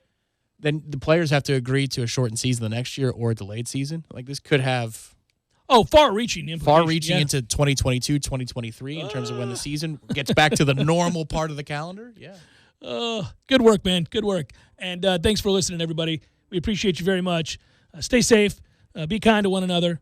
Reach out to friends and family and those that you haven't spoken to maybe in a long time. It's an opportunity to certainly do that. And let's go Mets. I mean, right? Is that what we all think? Oh, boy. We'll be back with you tomorrow. Be well.